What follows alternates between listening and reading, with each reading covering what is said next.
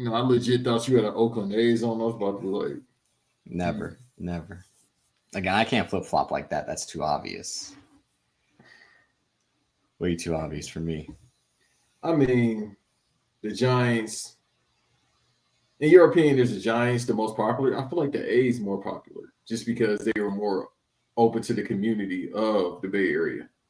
More But then, so as you Oakland. saw, people only went to the games to say, "Don't sell the team." So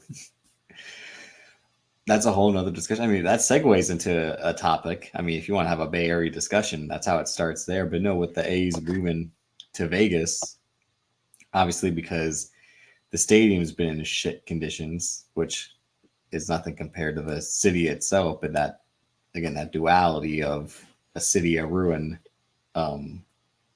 Okay. What? No, it's facts.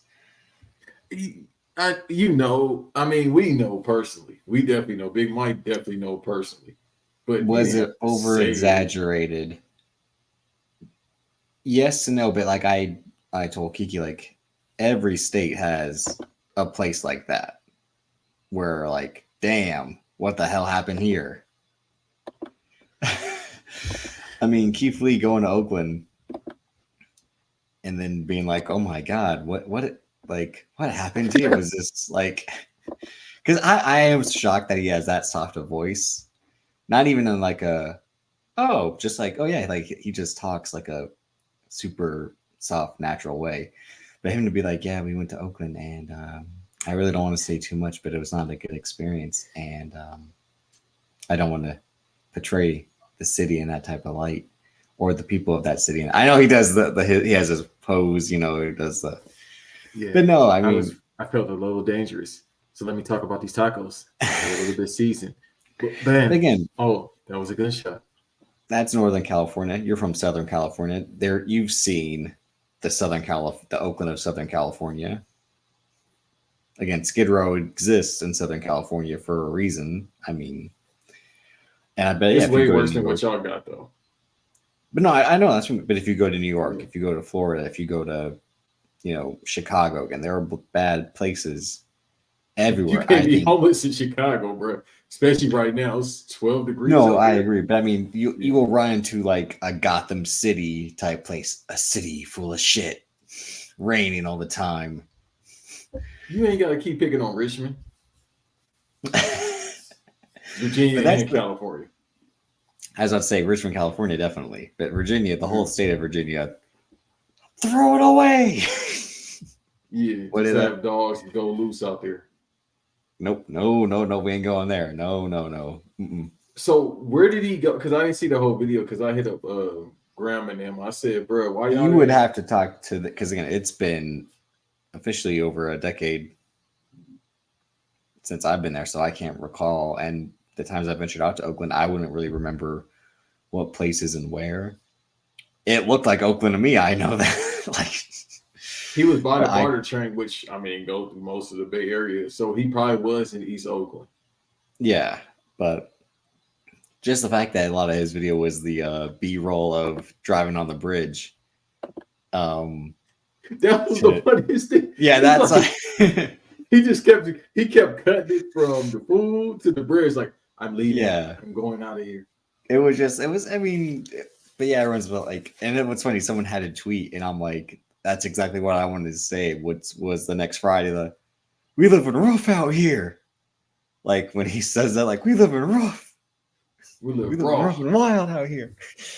Like, But, yeah, a lot of people think California again. Like when it comes to you and I, people think, oh, you come out to the coast, you have a few laughs, sun, beaches, beautiful weather. But no, there's some darkness in that art. You got to go look inside deeper to find like the darkness. It's the outside, it sells the state of dreams on one hand, and on the other, it's like, watch out. now, if he would have went to Vallejo, he would probably have anxiety. If he went to Vallejo, it looked like he was in Richmond, but he Stockton, definitely wasn't in Richmond. No, nobody should go to Stockton. It ain't no good Modesto. food in Stockton. Ooh, shit, you going dark now. Modesto. Hey, that place, I can't think of the beat what he said, Modesto. Or he said something, somebody said something along the lines of that. Haven't heard that. It was like a detective. It's one of those, haven't been there in years. Modesto. Woo. But that's how he was kind of telling the story. Like it was a town. Like I mean, like he was talking like I got sick during this trip. I should have known better. Did you see the tacos? No. Yeah, I did my investigative research as a journalist. Them tacos, no disrespect, but they did not look good. Like the shell was cool because I think they fried it with the cheese or put it on the grill because he can't eat shellfish. So they cleaned the grill for him. So they had good customer service, but I was raised a majority in Antioch. The town next to Antioch was Pittsburgh. There was this place called the Mecca, an authentic Mexican food spot. And my dad and my mom's family would always go there.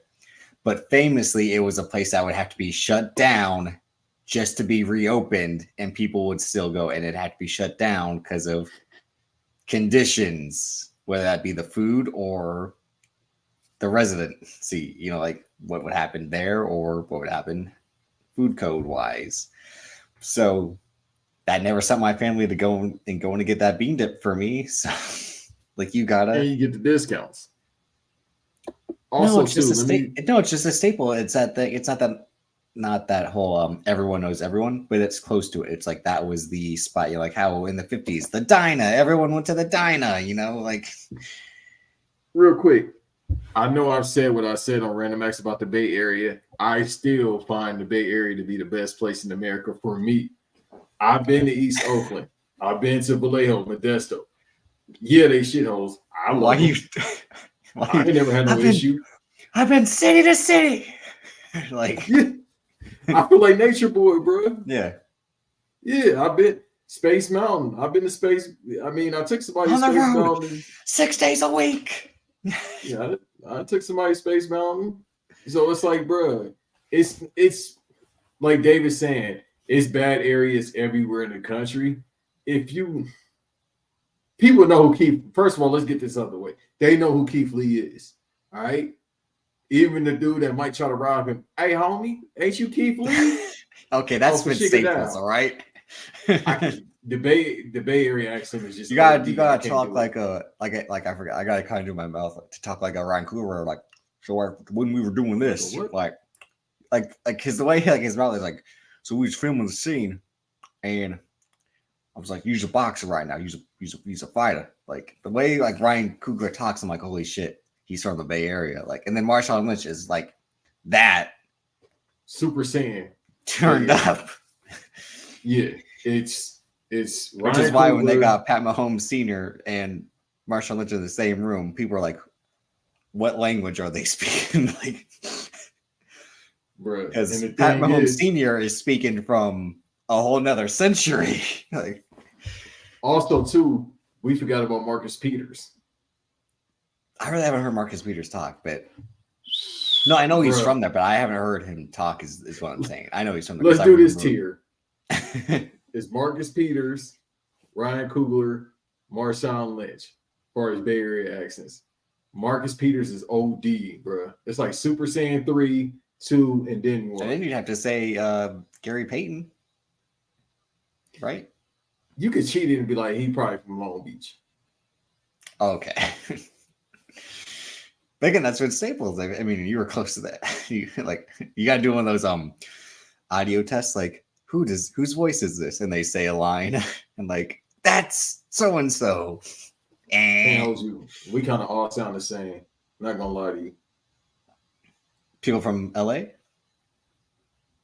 For the most part, Cali in general. We all kind of sound it just to an extent, I'd say. People in the Bay got higher pitched voices. Or LA got higher pitched voices. I'll say that's why there was this funny there was a Funny or Die sketch where Tom Brady was at like a Dick's Sporting Goods, and the people working there were like, that's some accent you got there. Are you from Boston? And he was talking regular. He's like, no, I play in Boston, but I'm from California. Like, Sherabad, you sound like you're from Wicked over there. He's like, that's not how I fucking talk. I'm from San Mateo. All right. And it's like a skit making fun of like how people from Boston have accents, but like him, and he's like, I'm a nice guy. I play quarterback, you know, Tom Brady, New England Patriots, Tampa Bay Buccaneers. Like that's how he talks. Like when I'm talking to you, I'm having a good time, Jim Gray. Like, and we might as well break down the white guys how they sound. Aaron Rodgers, Tom Brady. Sound no. What did I tell you about Aaron Rodgers though? He started doing that. We're having a good game out there. Yeah, he started doing that Texan twang when he grew that mustache and tried to be all cowboy about it. And I know that's Dot's favorite player of all time, but still, he started doing that. Yeah. I'm a honky tonk cowboy shit. Like, well, first of all, he don't even know who he is, being Aaron Rodgers. All right. No, he knows might he's be Aaron Rodgers number 20. We don't know. We need to just ask his family who he is. They'd be like, we don't know. First of all, they don't know. Well, that's the obvious. But let's not forget, like, his brother was also a Fame whore, too. So that whole family's fucked. Yeah, but you didn't have to pick on him, bro. It's true. His brother went on The Bachelorette to be famous, and then brought up the fact that Aaron Rodgers isn't a family man. It's like, you're the guy on the reality TV show, so he's trying to get some motion, bro. Like, if my brother is one of the greatest football players of all time, I'm just Dave Rodgers. That's not even his name. It's like, bro, I got to get some type of shine. Yeah, I got to get some type of motion. His shine was he flamed out at Vanderbilt or whatever, and he became a college football analyst off the back of being Aaron Rodgers' brother. Like, come on. So let me go get some motion on a TV show. The line of these females. Hey, you know, I'm about to go to the league. They about to drive me first overall, but my leg, Craig, my leg. It's bad enough that, like I said, these guys, like again, John Cena did the Texas accent for a while. But yeah, I know what you mean. The white guys from California, we will talk a certain way, unless they're like more so the San Diego part. Because when you do hear like Tony Hawk talk, or you hear like Tom DeLonge, Mark Hoppus, Travis Barker, like the people from San Diego, they almost do have their own way of speaking as well. But yeah, there is a man who sounds like, yeah, bro. I don't want to go there. I don't know what you might be implying if he sounds different for a different reason or. No, not because you know what I mean. It's just he because did. He's saying that, so I gotta give him credit for that. So he got like the old like road bro, because he from the OC, and then you hear Samoa Joe, and it's like, yeah, we've done this before though. But yeah, I mean, I'm trying to think of who would the. I mean, again, Kevin Costner, the same thing, born and raised in Compton, and he likes to do the cowboy thing because he's done it so much. Also, Jeff Bridges. That's the ultimate one, yeah, because he was literally Hollywood royalty, born and raised there his whole life, and was like, "Hey, man, how's it going?" Like, bro, you are from the Valley. By the way, everybody, this is our cold opening because a lot of y'all are always interested in California people. So here y'all go. Y'all got it for free. Y'all, I remember last year, before last. Ooh, let's clown the LA accent. California, hey, homie, park the car. Here we come. California. Yeah, everybody's calling us talking about park the car. So cool, here y'all go. Ha ha ha. Wait till we get Antonio on here and then have 3 Californian accents. Who is legit the quintessential like OC dude? And then we gotta get CJ. See, CJ will represent for the Marshawn Lynch, Ryan Coogler type of accent. We'll just get like a variety of California accents and be like. That would be like the real West Coast Avengers. Like, oh, I'll shed a tear that episode, but we're gonna start talking a dialect everybody gonna be confused by. When you start saying you feel me and whoopie woo woo, people gonna be like, what? Bro? And they gonna right. And they gonna understand every single thing we're saying. Dude. Chabra. That's crazy. But that's we're why not even like California residents no more, but still it always goes back. Well, yeah, it has to. Again, I'm not a Minnesotan at all. You're a nomad, but that's by choice. I'm just a mad man, as the show used to be called. It was. But no, it is that thing where Josiah Johnson, he does have that weird accent, but I don't know if that's because I agree, the way he talks, he does sound like he should be from somewhere else, but I don't know. So I think you pick up where you live and who you're around, most importantly, too. You pick up on how other people talk. For the most part, yeah. That's why A Star is Born was good when Bradley Cooper was like, I'm just going to try to talk like Sam Elliott. And then they made that a point in the movie when Sam Elliott was like, then why'd you steal my fucking voice? And Bradley Cooper's like, because you had nothing to fucking say. And it's like, damn. It's not a BVD episode without Davis talking about Star is Born, people. A Star is Born is good. A Star that's is Born his is Dean good. Ambrose off the ropes. No. Oh, what, the crazy clothesline he does? Yeah, that's your spot right there. It's a bunch of drunk women out there. Y'all not perfect. That sounds right up your alley. Well, yes, one of the reasons why I'm not in North Carolina. Yeah. But no, I mean, Keith Lee found out the hard way that, again, it's tough to make it in Oakland. Oakland is just like Compton. This is not a big rich town, but it is the poorest part. Bruh, I like Bay Area food, but he could have went to some different spots, bruh. I don't know who suggested that taco spot. No disrespect if they listen to this. Do you think he did like the Coming to America? Like, let's figure out where we're gonna go. Like, he spun a globe and was like, Oakland. Like, who would have recommended Oakland to him? I think it was just on the list for him. And, he always, I took my family. I don't really follow him. You take your family I don't either, but he take his family everywhere, bro. Stop taking your family everywhere, bro. That is a little, yeah. But he's a good dude. No, I know he's like a legit family man, but again, like, how old is his kid supposed to be in school age, or is this like a really young kid? I think they little. Okay, but still, that is a weird thing to just again like move your family with you. I mean, but I guess if they contribute, like he said, like his family goes in because he's too recognizable, and they don't want that type of backlash if he goes in. He uses them as bait. Y'all go in there first. Like with Atlanta, y'all go in there first, and then I'll walk in and they'll be like, oh. Hey, that is you joking, but actually they do got some good Chinese food. Now we're getting racial here. Racial profiling. I appreciate that, Pete. So it's because he got anxiety. He from Detroit too. Wait, hold on. How you scared of the Bay? You from Detroit? You always say Detroit is Bay Area North, so you hear how they sound? They fool me. So you're saying Jalen Rose sounds like us? Yeah. Draymond Green? Come on. Yeah. Now that you mention it, yeah. Okay.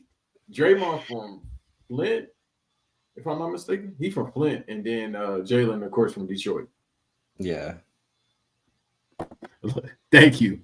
Yeah, I forgot Tristan from out there. Yeah. Yeah. Oh, he got sick from the food. Yeah, no, he said he went to the hospital. Yeah, because of the shellfish thing. That's what. Yeah. But he said they cleaned the grill. No, he said that's what they said. Oh, okay. But he doesn't believe it. Is the way it's. What we just say. All right. Well, if anybody's listening to this, hit up Tristan when you go to the Bay and ask for the food. All right. Just do that. Myself personally, I can tell y'all about a good Chicago deep dish spot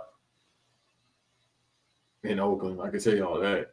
Yeah. But see, this is why fast food is universal, to avoid shit like that. Like, that's why they franchise these countries globally.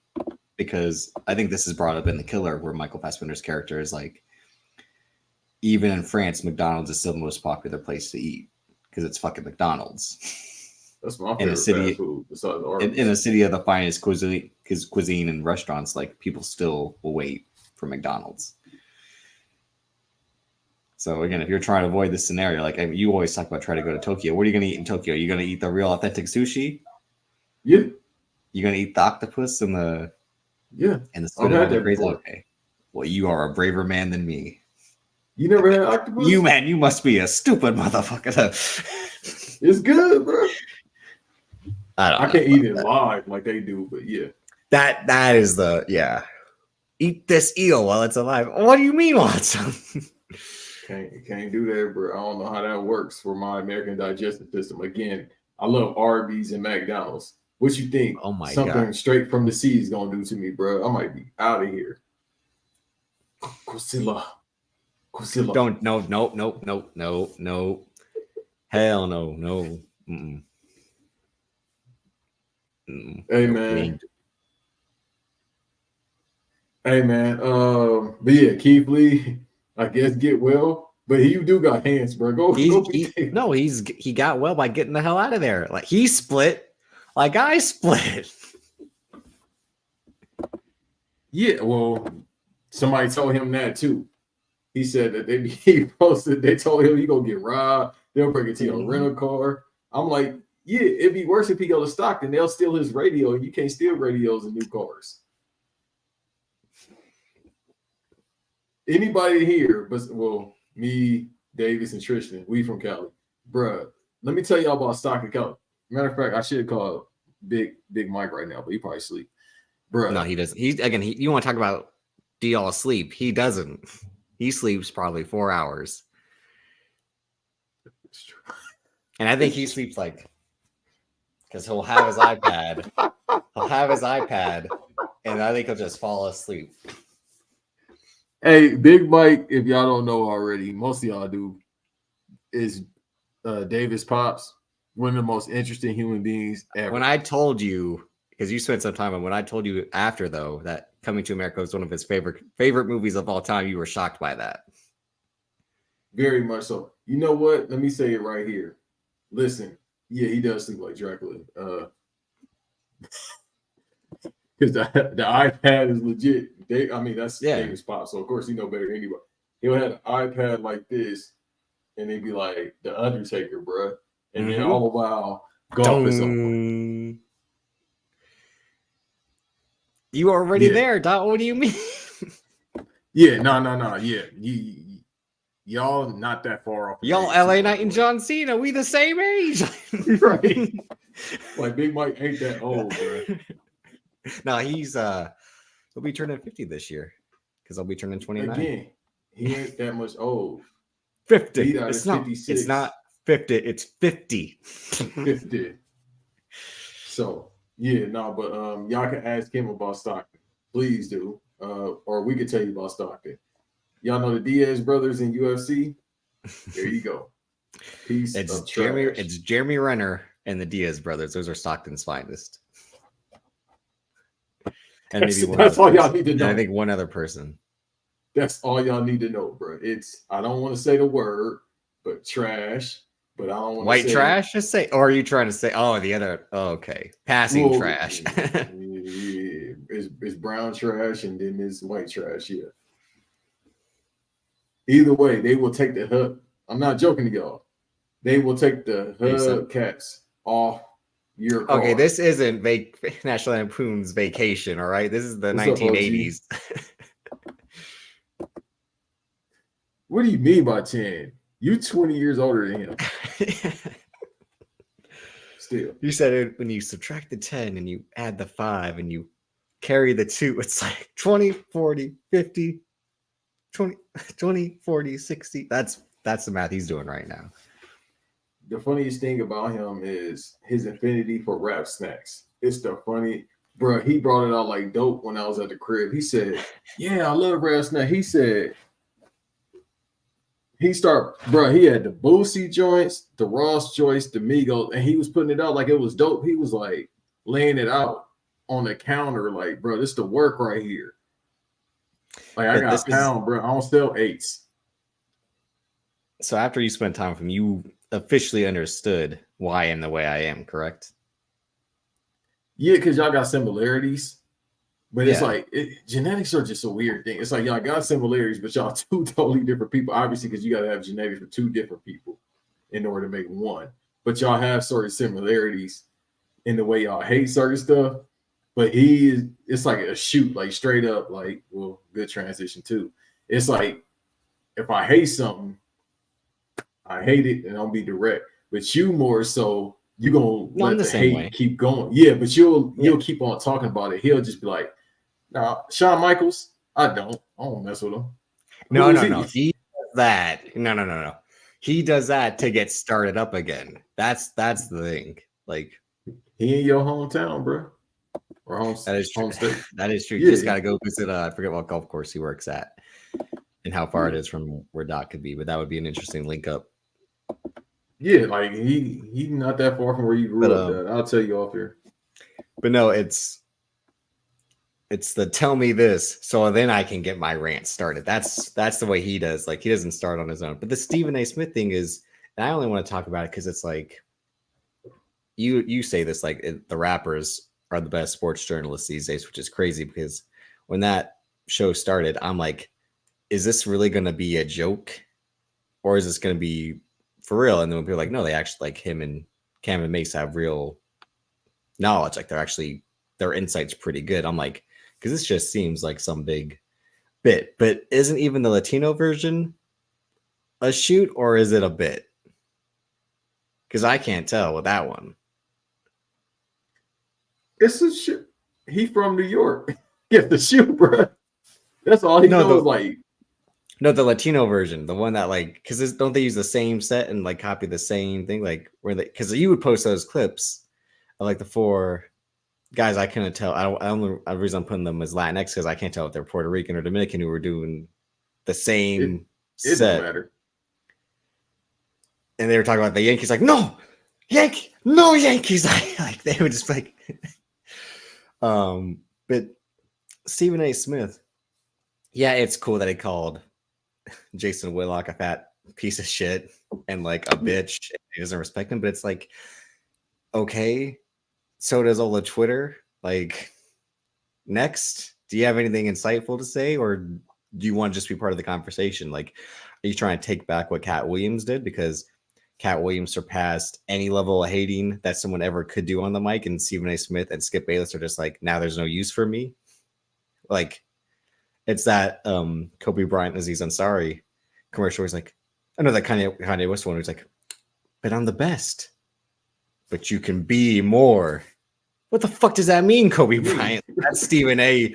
right now. Like, Cat Williams scorched the earth, and everyone who has like hatred for anything is like, what am I gonna do? Like, I would have swore if you had some glasses on and a half-ass do-rag and fake waves, you'll be B-Dot. Because he said the same thing, but he has a term that he uses. It's called viral virus. yeah. VIRAL. He called it. Because he said things before about Jason Whitlock, but again, everybody says that it's low-hanging fruit. Pause. Everyone who's ever worked with him, especially at ESPN, feels the same exact way about him. It's right, and it's more so when he got away, he started, doing the job for Fox, and he started trying to bury black people. So I understand why people would attack him. My thing is, he said stuff before, but now it's like, because to my knowledge, Jason Whitlock hasn't really spoke on him like that. That's what I thought. I'm like, everyone was talking about this. I'm like, was there a real inciting incident today that I missed? Because one, I don't care. But two, everyone's anticipating like, oh, he's going to say it tonight. I'm like, why is he going to say it? It's like, yeah, because he's said things, but he says things about a lot of people being Jason Whitlock. But on this day, he decided he wanted to go ahead and just cut a shoot promo on Jason Whitlock out of nowhere. And it's like, okay. And then he was warming, it up, pause, on the trailer by saying, you know how he is. I got to talk to my pastor. I didn't know he go to church. Yeah. I had to talk to my bosses at ESPN. Like, all right, bro, you got to stop saying, I'm not trying to have a Dame Dash mindset because everybody has a boss, but you got to stop saying your bosses at ESPN. We know Bob Iger and Dan Jabroni and everybody involved. That's my line, though. We know. Like, yeah, that's my line. Like the Jabronis at ESPN already know how you giving it up. Pause. And we already know you about to probably be off of ESPN because he's alluding like, oh, I might be losing my job. They have the money to pay him. They're gonna have the money to pay Nick Saban, though. We'll get to that. Like, but see no, like, why give him the attention? Because that's giving you attention. That's putting you front center. And that's why anyone who ever says anything these days, I tell this all the time, like, you control your own engagement, you control your own interactions. And if you respond back to someone constantly calling you out, then you're letting that person know you're getting to them. If someone's constantly going to call you out and you no-sell them, that's just going to show like, oh, the person's with issues with this person who's constantly bringing it up all the time. But the person who is the one who hasn't responded, obviously this doesn't hold any weight to them because they would have engaged otherwise. So to do this on your own, it's just like, why are you doing this? Like you said, because ESPN and him might be on the outs. And like you said, he was doing the whole clarifying, like, this is my show. This is my own platform. This isn't an ESPN show.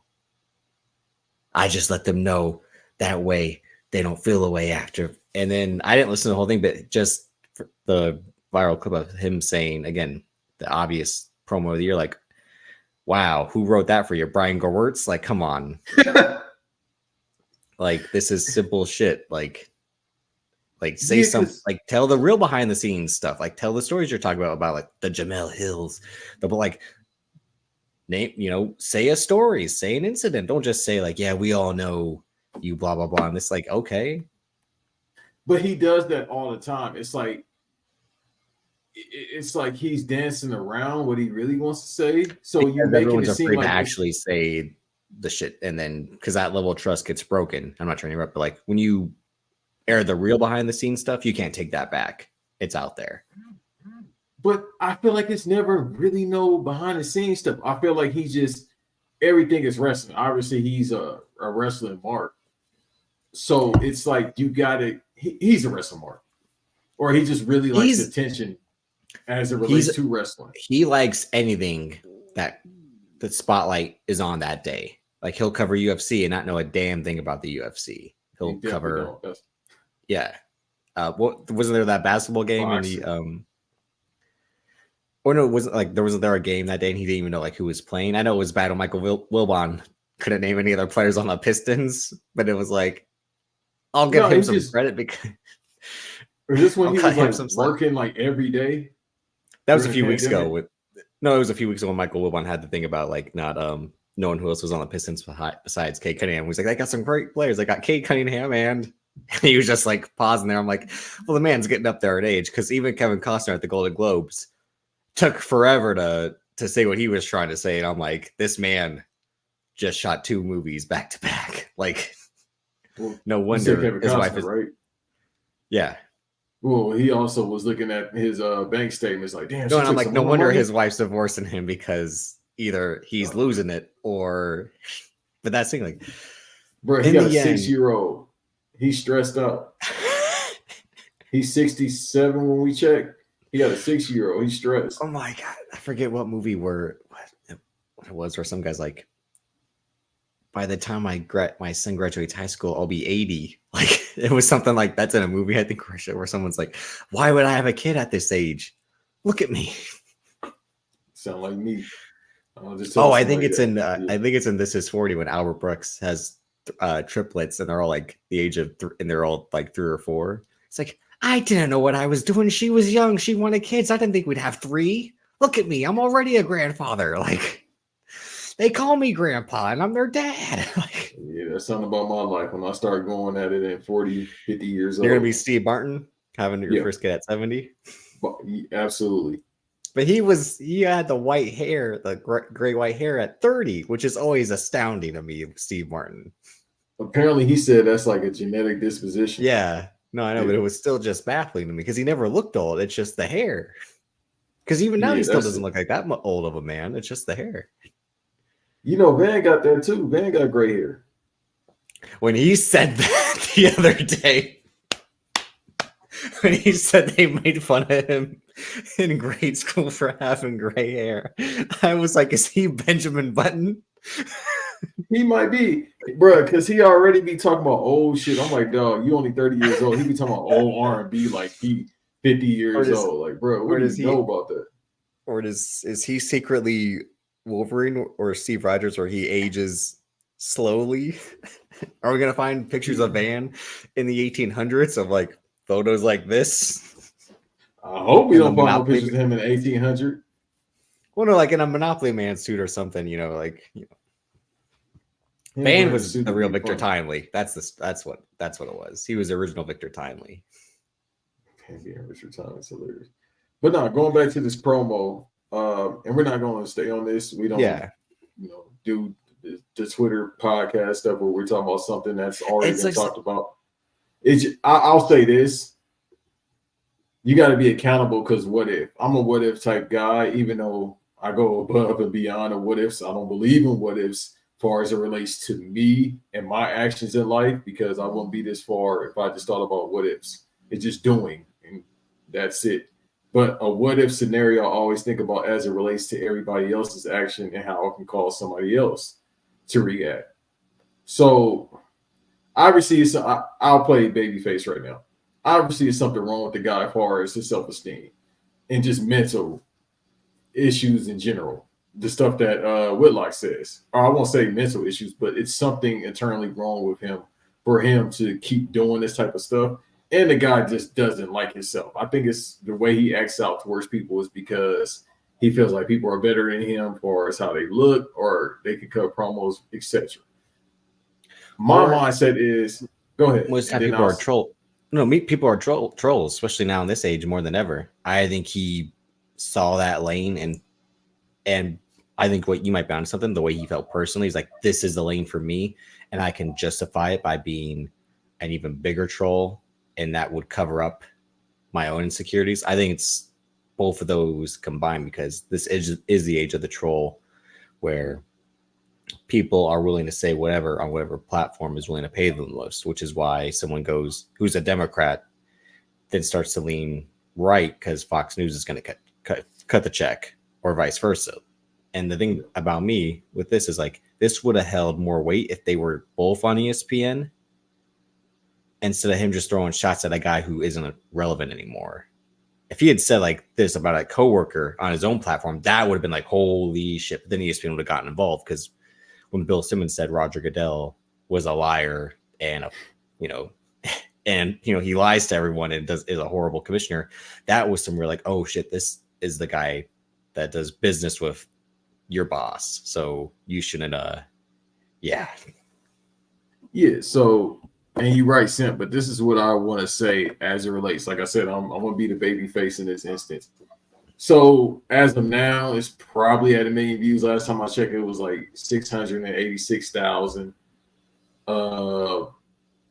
views for that Stephen A. Smith promo. So now, again, like I was telling Eve on Wiretap when we just recorded that, the header, which is the first topic, is him saying, I'm gonna double down or whatever he said, being Stephen A. Smith. It was like, all right, I don't recommend this channel to me on YouTube. I essentially block people on YouTube. Don't recommend this channel to me. Don't show me this. Because it's like now you want to double up because you got some motion on. My problem with this is, let's say this dude, God forbid, but let's say this dude causes harm to himself like right now. You're going to have to look at it like it's blood is on your hands because people are going to be like, oh, you was the last person to really talk about him. He can say that before he go out, God forbid, again, and be like, it's on you because you kind of invoked that because you made this dude feel worse than what he already felt before. He can use that if he decided to, God forbid, if he decided to go that route. We don't want him to go that route. But at the same time, when you got something that's in this era on the internet getting 1 million views or more, and then you try to double down, people are going to be condescending to what caused that. Like we seen that when the internet was getting popular, like 2010, social media, like 2010, 2013, when we was hearing about the bullying, about kids being, of the LGBTQ community. It was just like you hearing videos of people getting bullied, and it's like, all right, this person bullied them, put them online. The blood is on your hands.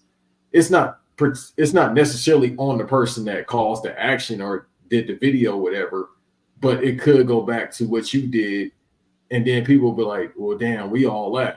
So it's a ton of people that's laughing at it, but God forbid if the dude did something to himself, then you got to feel a certain way about it. because Yeah. in my eyes, again, it's an easy target. Yeah, we know he fat. You said that 1,000 times.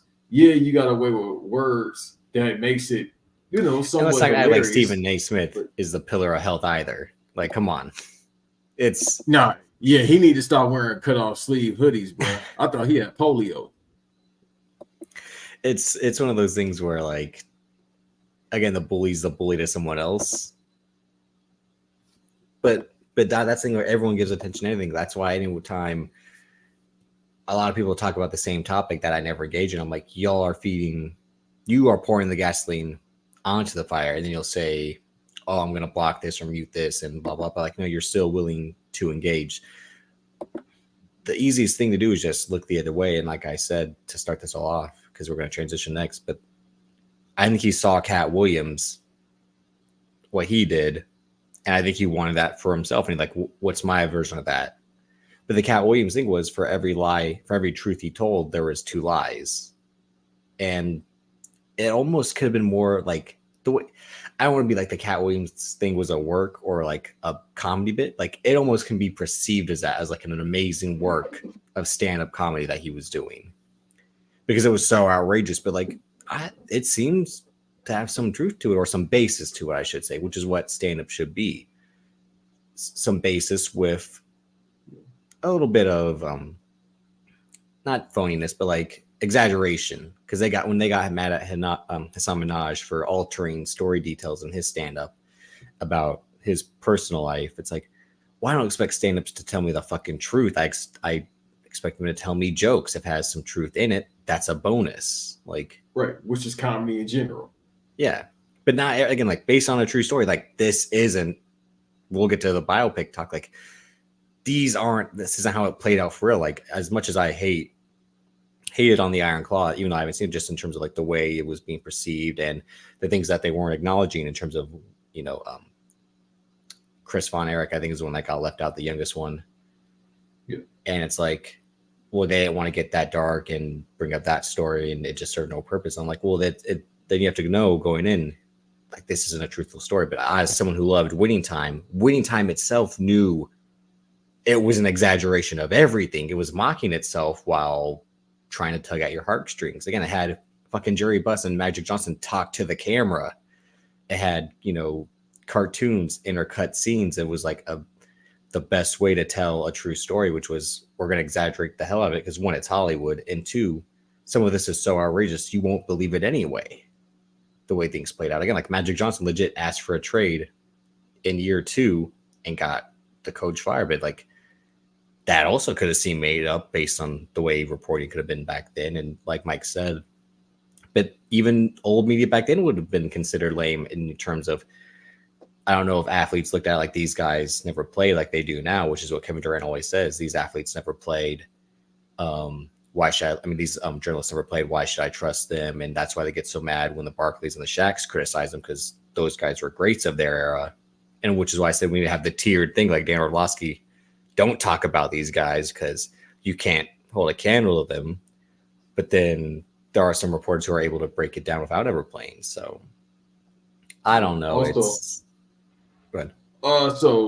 And I won't read the whole tweet. Y'all can read it for yourself. So shouts out to Ant for actually sending me the tweet of what Whitlock just said. It goes back to what Dot said, what you said, what everybody in the chat saying. So Whitlock just actually responded to everything. I'll actually just read the first 2 paragraphs, because again, everything is wrestling. That's how we got here. My feud with Stephen A is fun and interesting, but it's not the real story.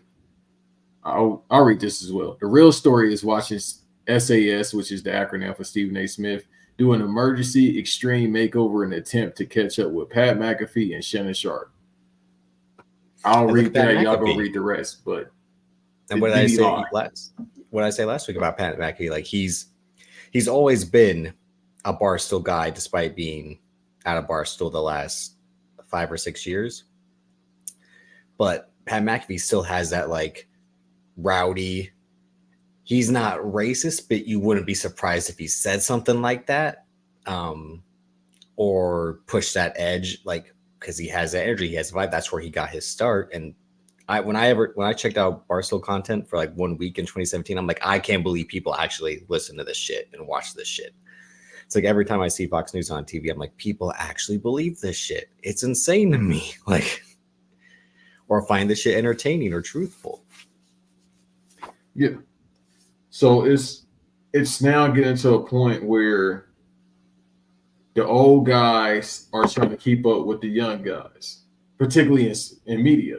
Mm-hmm. The only time it's working, again, I'll give it is what it is, they flowers, not just because it's my favorite sports show, but you had, again, like you said, these guys who were legendary rappers get into sports, basically change the way you do sports. Now people that have deals with these huge corporations, Fox, ESPN, you name them, they're like, oh, well, let's try to be a little bit edgy. And it doesn't work for them. I think with Stephen A. Smith, like I just read that sentence from Whitlock, it ain't that far off because, like I just said, he even talked about it last year when they did all those major cuts, the budget cuts.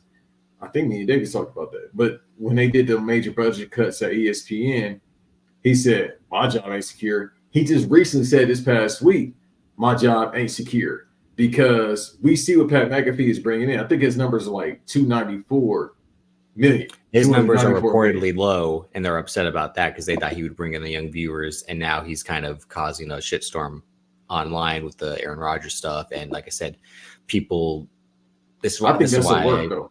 I hate to cut you off. Everything is wrestling. I think it's a work. But the Aaron Rodgers thing before it was on ESPN was already like, what the fuck does this guy say? Like, it was constantly being brought up like, you expect him to talk football, and he talks about everything except football. One, because he wants to be that guy. In terms of like, I don't care about football when I'm not playing football, or I don't care about football. That's what I do on Sundays, blah, blah, blah. I have other interests. I have other hobbies. Ask me about other things. And the media fed into the Aaron Rodgers thing on their own and are now, reaping what they sow because they're like the best athlete to talk to. Such a great interview.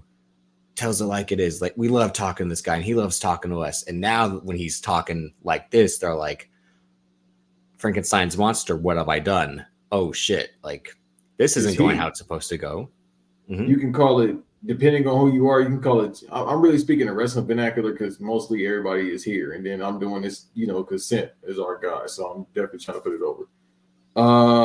So it's cheap heat, depending on how you look at it. It's very much cheap heat because he talked about the joint again. Like, dog, in the words of great Bomani Jones, he just talked about that today. He said, we still talk about that? Like, bro, like, it's like Aaron Rodgers, his biggest rival is the joint. He's still talking about something like that he lied about years ago. That's fine. But then when you start putting smut on, and I'm not even a Jimmy Kimmel fan, but like, you can't put smut like that on somebody's name without me trying to come for you legally, because that's something Jimmy Kimmel real serious. Plays that game, but not to 11. When Jimmy Kimmel knows the person does something wrong, he makes the jokes because there's something going on.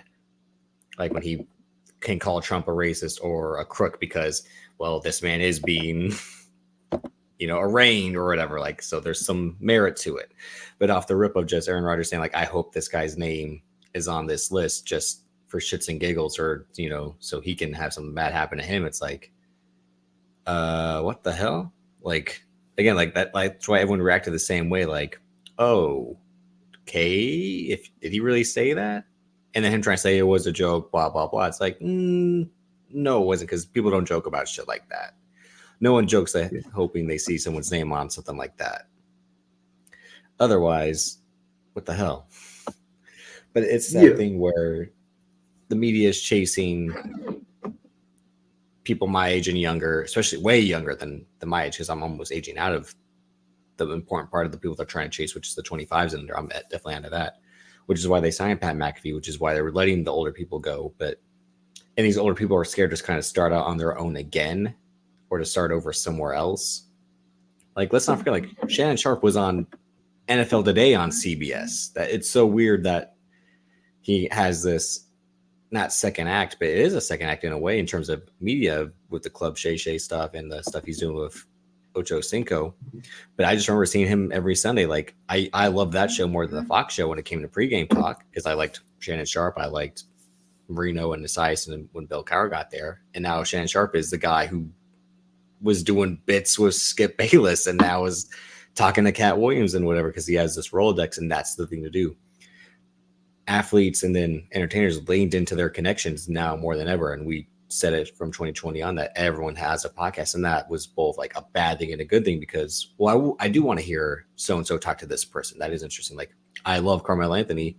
I like the show of him and Mero. It has some ups and downs, but like Carmelo Anthony is saying stuff he's not said before or has been waiting to say for his own reasons. Like, he's done, it's not saying that he's never done podcasts, but like him on those podcasts, it's like, it's not the same as him saying it from his own show, because he's going to own it more than anything else. Right. And then the thing is, how long can that last, though? That's the main thing, because I looked at it and it's just like, you know, I love Melo. Melo's one of my favorite players ever, but he's very laid back. And it's like Merrill just is trying to be, and I like Merrill too. He's trying to be the funny He's guy. a good setup man for him, yeah. It's just like, yeah, he's definitely a good point guard, but it's like, how long can this last before it's like, no, I agree. It definitely seems like a sports podcast. No disrespect. Yeah. But that's funny. Like, so this segues into one thing. So Netflix is working on something similar to the quarterback show that they did with the NBA players instead. This wasn't on the topic. I forgot to put it on, but they said it's going to be Domantas Sabonis, Jason Tatum, Jimmy Butler, LeBron James, and Anthony Edwards. And that's, Netflix has been trying to get in on sports, but they obviously can't stream live sports. They can't stream any fucking thing. So they've cracked the code, and it's like, we'll tell the storylines of sports, the behind the scenes of sports. That's more interesting. Like, anyone who watches F1 Drive to Survive, if you don't watch or didn't watch Formula One racing up until then, that show got you hooked because it's Formula One racing soap opera. You know, it's the entertainment part of it. It's the dramatic part of it. Like, because this is a real life event that you can cut down and edit to make it seem more impactful, to make it seem more dramatic. It's why wrestling works, because you can control who wins and who loses and all that. So Netflix, I haven't watched that quarterback show because I wasn't interested in the people they picked, Kirk Cousins, Pat Mahomes, and Marcus Mariota. But for these guys, I'm like, it'll be interesting to see if they have Anthony Edwards, if they've been following Anthony Edwards the whole time with the Senda video and all that shit. I mean, no, the thing is that they probably have been recording these guys, and like, we're hoping to shop this because, you know, damn well they got LeBron James winning the in-season tournament, going to see Bronny at USC. They got Jason Tatum on the hot start with the Celtics. They got Jimmy Butler doing his "I don't want to be a star, but I really do want to be a star. Pick me" act. And Domantas Sabonis is just like, I'll talk to you. I'm not Jokic, but they had to get a foreign guy, and Doncic said no, and Jokic said no. So like, let's get him. Can't get Luka. They needed a white foreign guy, and Sabonis was the only one that would volunteer. So this show might be interesting, but it's that part of like the behind the scenes of sports is just as interesting. And will we be able to see the real and the raw or the phoniness of it all? Because LeBron James, it's always the phoniness of it all. Yeah, he's just like The Rock, bro. Yeah, they good workers. Again, I'm using wrestling vernacular because it all intertwines, but it's like, I don't want to see it because NBA players are boring, bro. Like, all they do is just trick. So what 5 players would you really want to see? I'm about to go to the 90s. Charles Oakley. No. You can't. Well, you can't do that. But that's why The Last Dance worked. Is because because they had more fun back then, man. They had more personality. It's the same these thing. These guys get crucified now. That's why. Because these guys, again, Anthony Edwards is the most entertaining guy. He's telling a woman to show a video of her taking the pill. That's more fucking outrageous than fucking. Yeah. I think we Yeah. need that I don't documentary. condone it, but I'm like, that's why they probably picked him, because like he was good in Hustle. He's good in the Adidas commercials. That like he has a personality. Again, he's a guy who wants to be a star and has the ability on the court to back it up. And I like a funny Jason. dude. He just Yeah, but that's the he's being himself. But he's the realest guy. If you want a '90s guy, he's the realest guy. He's like, I don't give a fuck. Yeah, Record, yeah.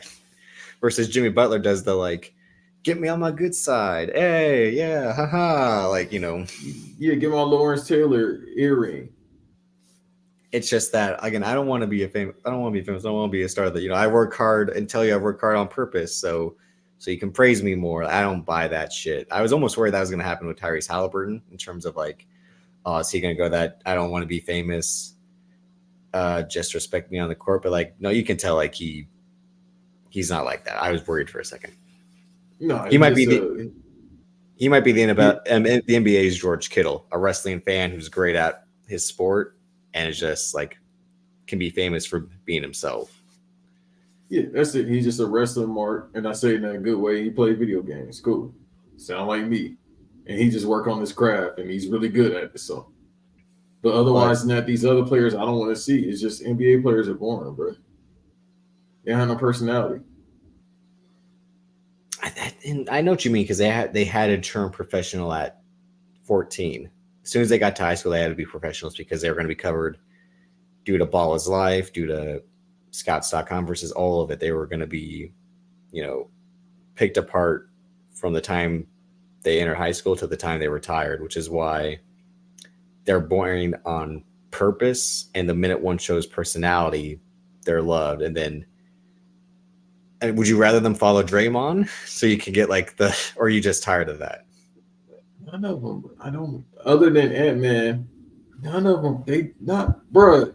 I've seen the worst basketball of my life yesterday.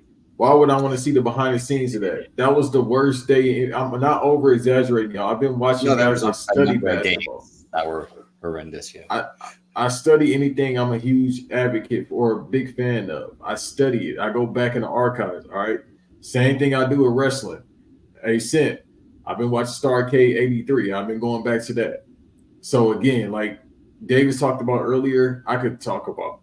Eventually, I'm gonna talk about Iron Claw, the movie. It's just, yeah.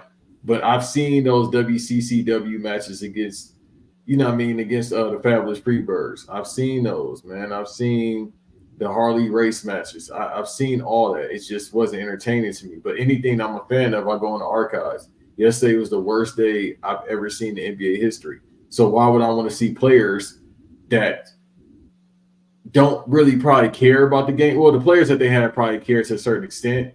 But why would I want to see these players, I don't know, riding around, doing whatever, playing their little music and getting ready for the game, and then the game could be a 30-point blowout like it was yesterday, which most of the games, and then it's just like, yeah, we got to recruit. Like the same shtick that they do at the podium, but I got to see the behind the scenes of that. Then I got to see their kids, and like I don't care, bro.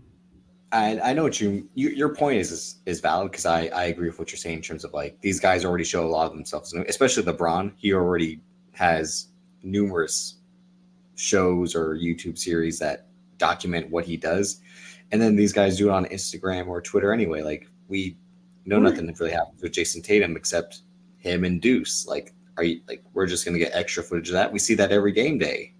Like that's not a bad thing. My fault, because like, this is why you don't need documentaries in this current age for anything, because a documentary just show people that didn't live through it. Now everybody's living through everything.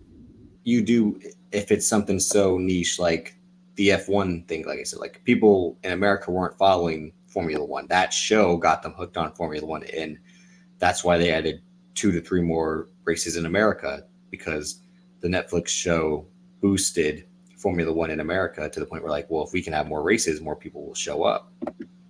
And they're trying to do the same thing with golf. They had the golf series last year, Full Swing, and it was a way for people to try to get in on golf and recognize people who aren't Tiger Woods. Like, can you name a modern golfer that isn't Phil Mickelson or Tiger Woods? And Phil Mickelson might be a stretch to some people, but people can name Tiger Woods. even though he's not the best golfer in the world like he was, but you know, people aren't going to be able to name Rory McIlroy or Brooks Koepka or Scotty Scheffler. So documentaries serve a purpose like that to put a spotlight on who are the stars of the moment, or who are, or what's the sport of the moment. Because that quarterback shows like they picked a guy like Kirk Cousins who puts up numbers, but no one knows anything about. He just seems like a boring guy, and that show was trying to give him a personality boost. They picked Pat Mahomes because all the behind the scenes stuff with him is the real story. His wife, his brother, his him being famous but not entertaining as a person. And they picked Mariota just like the story of a backup. That was I think the smart selling point is like they chose to document someone like Mariota who has to fight for his job and then ended up losing it. I'm not trying to rain on Sem because he had to witness that season, but that was the appeal of it. They picked a guy in each tier: top quarterback in the league, middle quarterback in the league, and a bottom quarterback in the league. In the NBA, they just picked 5. If they had done like a rookie, a vet, a superstar, and then a guy about to be a superstar, that would have made sense. Like if they had picked someone who only has a season left. Like if I don't want to say like choose Chris Paul, but someone like Chris Paul who, what's his regimen to keep playing at this age, you know, to keep getting hurt. Yeah, and then what if they chose to follow one of the Thompson twins, something like that, you know, or Anthony Edwards? Those are the wrong. You don't want to follow those guys. Yes, you do. That's footage you can't ever use. See it in North Philly, yeah. They really made it seem like they pulled the twin magic on a woman is what they tried to. I didn't watch their interview with Ole Smoke, but I saw the clip where I think they were trying to ask like, did you ever do something like that? And they kind of did a no comment, which I'm like, damn, they did that shit because they got all the identical tattoos and shit. I'm like, you nasty. I think they did that for the teams too. Like one of them played for the Suns, and then the other one played for the Celtics. I think they did that. That is the greatest joke where like, I mean, like that's the real prestige is the two of them. That anytime I think they did that. Yeah, you think in like during quarters and halftime, where like game 3 it's one, game 4 it's another. Yeah, or it'd be like, hey, I don't want to play in. Hang on, I gotta run to my car real quick. Yeah, I don't want to play in Philly today. You play in Philly. I want to play with the Clippers today, and just switch off jerseys, bro. Hilarious. The dude ass they beat, which is their mom's ex-boyfriend, he definitely was like, Kev, he just hit me twice. So he was like, octopus. One punched him, and then he saw 2. He's like, oh, both of them are actually here. I'm not seeing double. This ain't double. 2 exist. If y'all don't know, the Morris twins beat up their mom's ex-boyfriend. Just the real tag team match is the Morris twins versus the Pouncey twins. That's the real like book that at WrestleMania. Or the Morris twins versus the Usos. Nah, you can't. I mean, you can't do wrestlers versus athletes. So in terms of the athletes versus the athletes, or would you pick the Watt brothers? Yeah, because the wrestlers getting their ass beat. The Watt brothers or the Morris twins? Probably Watt brothers. I don't know. It's a real toss-up. I mean, but with the Morris twins lack in strength, they got in spirit, so in heart. Sure. But then again, the Watt brothers have that white rage in them too. To like, they get punched once, they do that, and like and TJ is 6'4", 250. So yeah. So, but okay. No, like you were saying, so with documentaries, like I just said, it's for people that didn't live through that.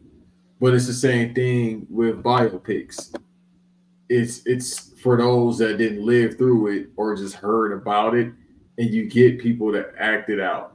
So I forgot that they was even making the Amy Winehouse biopic.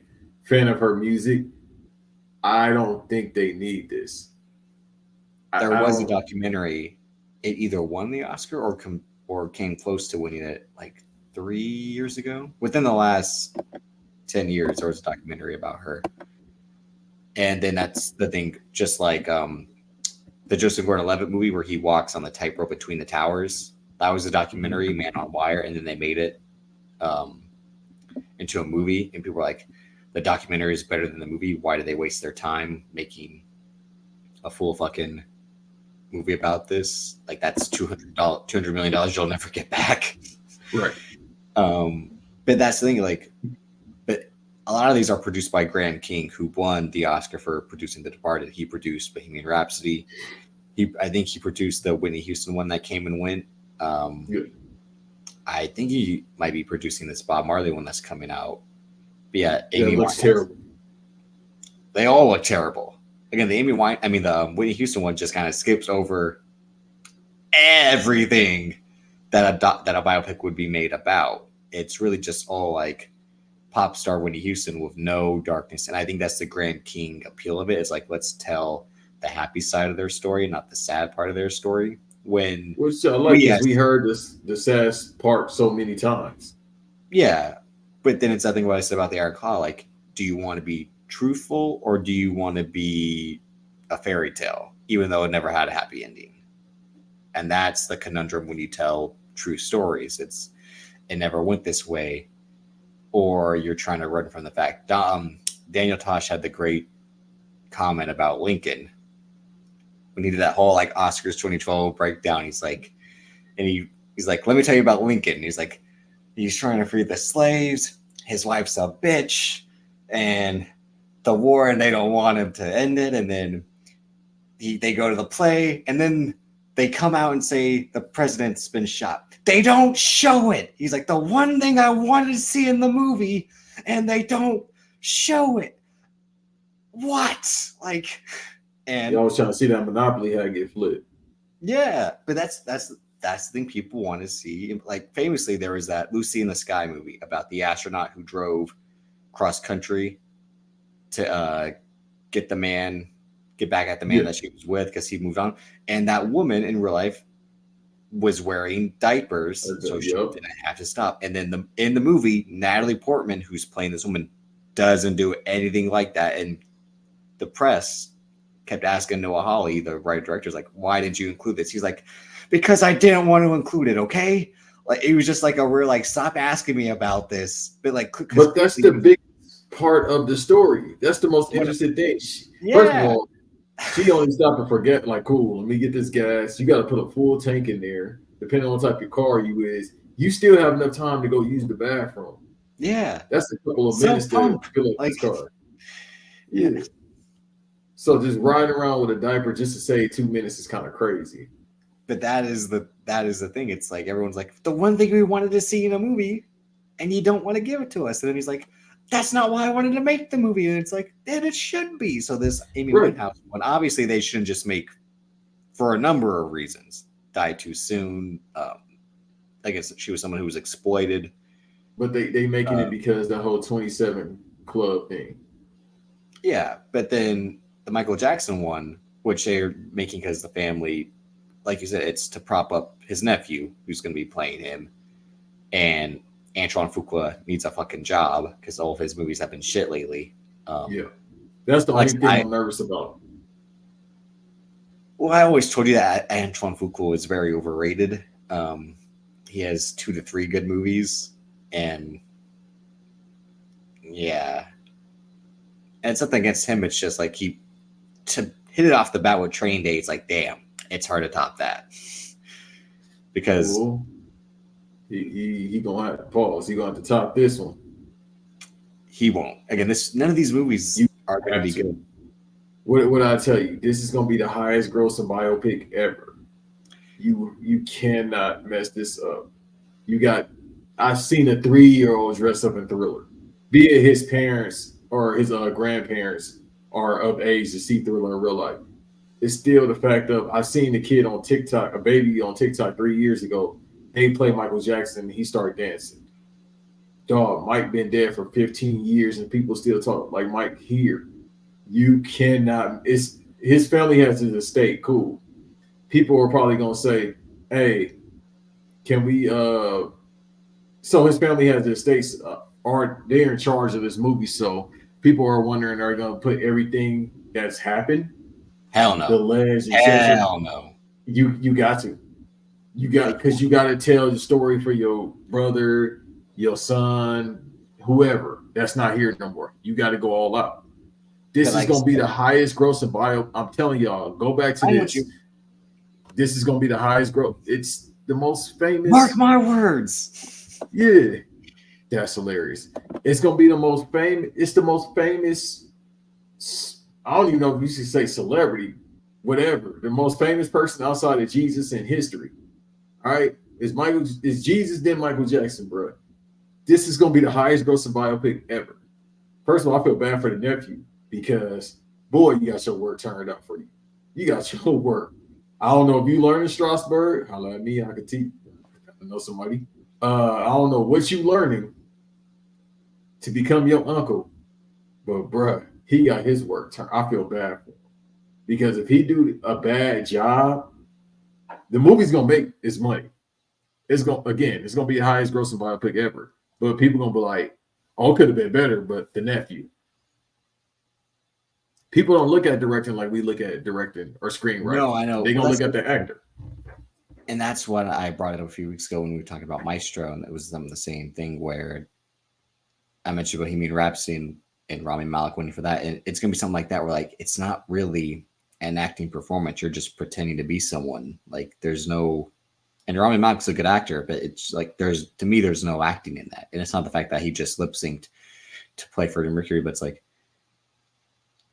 it's just you put on a wig and fake teeth like that. That's all. Like, and this story to be told this way about how they went from these trials in between writing hit songs was like, okay, so the Michael Jackson story, again, do you start from Jackson 5 on, or do you throw him right away into Off the Wall? How do you start and end it? There's a number of complications because then you can't do the start to finish. You can't do beginning to end, like they say. And I can't think of. Well, the question is too. You're right, because I thought about that as well, because you got to do it out of sequence. You got to show a little bit, because then the movie's gonna be 4 hours. Like, bro, Mike from a kid to Off the Wall is 2 hours enough. Like I didn't watch story right there. Elvis did that. You saw it, you know. Yeah. You got to tell it out of sequence. You got to be like, all right, the Jackson 5 to Motown, and then go from Off the Wall to then, because it's like, again, dude, this is a 4-hour movie. If we do Kid, Solo, Off the Wall, Thriller alone, 2 hours. Like, it's too much. You could, like, this, if they did, have you seen the Jackson American Dream show? No. You ain't seen that? Nope. You wildin'. Yeah, you got to go ahead and watch that. The 5-part series, masterpiece. I'm like, they probably could have went that and just did a show. The one, this is a biopic I haven't seen, but Steve Jobs, they chose to tell the story of Steve Jobs, not the Ashton Kutcher one, the one with Michael Fassbender. Oh, I didn't like either one of them. But the one with Michael Fassbender, they told at 3 different points in his life, and it was at 3 key Apple events, like him putting something on. It was like, maybe that's something they can do. Like, one is the release of Off the Wall. The second is like him post Thriller, like or Motown, and then the other one is the Super Bowl or something like to try to tie it into these events. Because if you're just going to go, it'll just be a series of montages again, and there'll be no emotion, there'll be no weight. Like the Tupac movie did this, and it's one of the worst movies I've ever seen. Like, it just fast forwards through everything so quick, and you're like, nothing happened, and the acting's horrible and the directing's horrible, but it's just like to try to group everything together. I mean, Straight Outta Compton's, it's good. It's a movie I like. Again, and I think it did it well, but it was able to do it well because it was largely focused on NWA until the last 30 minutes when it was the fall of NWA, basically. And that's why it works so well. When it does the stuff post NWA with Cube trying to write Friday and Dr. Dre trying to produce for Tupac, it is a little like, again, that entourage feel, like this happens in Hollywood. Get it? Like, this seems made up, but it actually happened. And the easy stuff, it was just like, yeah, because this is how you have to end the story. But the way they were telling the story through and through was working in terms of the beef they were having as and the rise that they were having, it worked. And I think the screenwriters knew like the focus was the group and the dynamic of the group, because they did have a shorter lifespan than Michael Jackson in terms of NWA's tenure versus Michael Jackson's whole, like you said, legacy from Jackson 5 till his death is. And that's like, do you just focus on music, or do you focus on the trial and stuff like that? It's not going to be possible to do this, and I don't think the family wants to lean into that stuff. You get one shot at this. Like it. All right, I don't want to disrespect anybody, but let's say it was Kurt Cobain, or who was a great musician. Let's say if it was anybody from the Beatles. Cool, you can half-ass it. You can't. It's Michael Jackson. Like, I don't know what else I need to say. And you're right. You only get one shot because it's estates control this, versus there's now going to, on National Geographic and Disney Plus, there's going to be another Martin Luther King, Malcolm X series. And how many of those have we seen or not seen, but we know existed? Like they just did One Night in Miami. We got the movie coming out that's Steven Spielberg is producing and Chris Rock is directing. Yeah, but how many versions of that story have we seen? But it's easy to do that when you don't have to make a Michael Jackson movie. You need the music, and you need the family obviously to sign up on it. So like you said, you get one shot to do this. This is why Maestro was made. Like I said, not the Jake Gyllenhaal one, because the Bernstein family said we're only going to allow one movie to be made, and it's going to be this movie, not that movie. And this is why the Elvis movie that came out had music in it, and the movie about Priscilla that came out last year had no Elvis music in it because it didn't have the Elvis estate's sign off. They could use Elvis as a person, but they couldn't use any music because that would involve the estate licensing and signing off on this project. And it's not like they didn't sign off on it. It just, you can use a person in a way, whether it's fictitious or non-fictitious, but you can't use their work because the estate still controls it. So that's where things get muddied. And for, like I said, Michael Jackson to be brought up in this way, and his family obviously I think wants to hide from the bad stuff. We're just not going to get. They said they're going all the way. I don't think they can. I don't think they will. Everyone says that until you actually have to step in the water. So I'll say this before we move on: don't make the movie then, because you gotta, like you said, we say that every time these projects come around though. Then don't make it, because you're going in just to hear the name Michael Jackson biopic. You know how that pops people. So imagine the day it comes out, which is April 5th, 2025, that's the only thing that's making me nervous. I'm like, oh, y'all about to start production already? They have to, yeah. But it's a movie that, I mean, it's not going to need too. Again, it's not going to have amazing shots or cinematography. All what's going to bring people to the theater is, can this guy dance like Michael? That's going to be the selling point of this movie. Can he move like him? It can be on shaky cam. It can be on shitty sets. It doesn't matter. Yeah, it doesn't matter how they're going to do the post-production and the visual effects and like that. It's just people want to see if this guy can move like him. Otherwise, just cast Chris Brown. And you can't. And apparently, he's been. That's fun. He's been studying. He's been rehearsing. But again, when you go into this theater, you know the emotions that's gonna come. It don't matter where you at in the world. It's Michael Jackson. Like the emotions, as soon as we know how it is when you go for a movie, you anticipate. That's why Avengers or Infinity War is one of my favorite movies ever. When you go in, you hear the music, you see Thanos' ship, you're like, oh, this is where we're going. You have to do that with an actual person who was the second most famous person in the world. As soon as that Universal goes across our screen, because you know they're gonna cue the music, it's immediately people gonna be like, oh, I'm sad. But then it's gonna be moments where it's gonna be like this. Everything is wrestling. We gotta tell a story in the ring. Okay, cool. It's gonna be just like this. And then when they get to the death scene, that's when it's gonna be just like oh my god, they're not gonna put Dr. Conrad Murray in this movie. They're gonna do it. Conrad Murray. Again, don't go all the way. If you all right, don't do this. If you're gonna half-ass it, don't make the movie then. Because it's the second most famous person in the world. Am I crazy to say this? No, look, Simp, I love Ali. I love Ali. I love Ali. But see, what did Ali? But Michael Ali Jackson didn't is Michael do- Jackson. And you know better What than me, Ali OG, but Michael Jackson is Michael Jackson. I'm sorry, go ahead, Davis. No, but Ali did what? They covered 10 years in 2.5 hours. They chose. But then remember, that was out of portions- sequence too. Megan, they told portions of his life, and that's why it kind of worked. And then, like, would this have worked just in?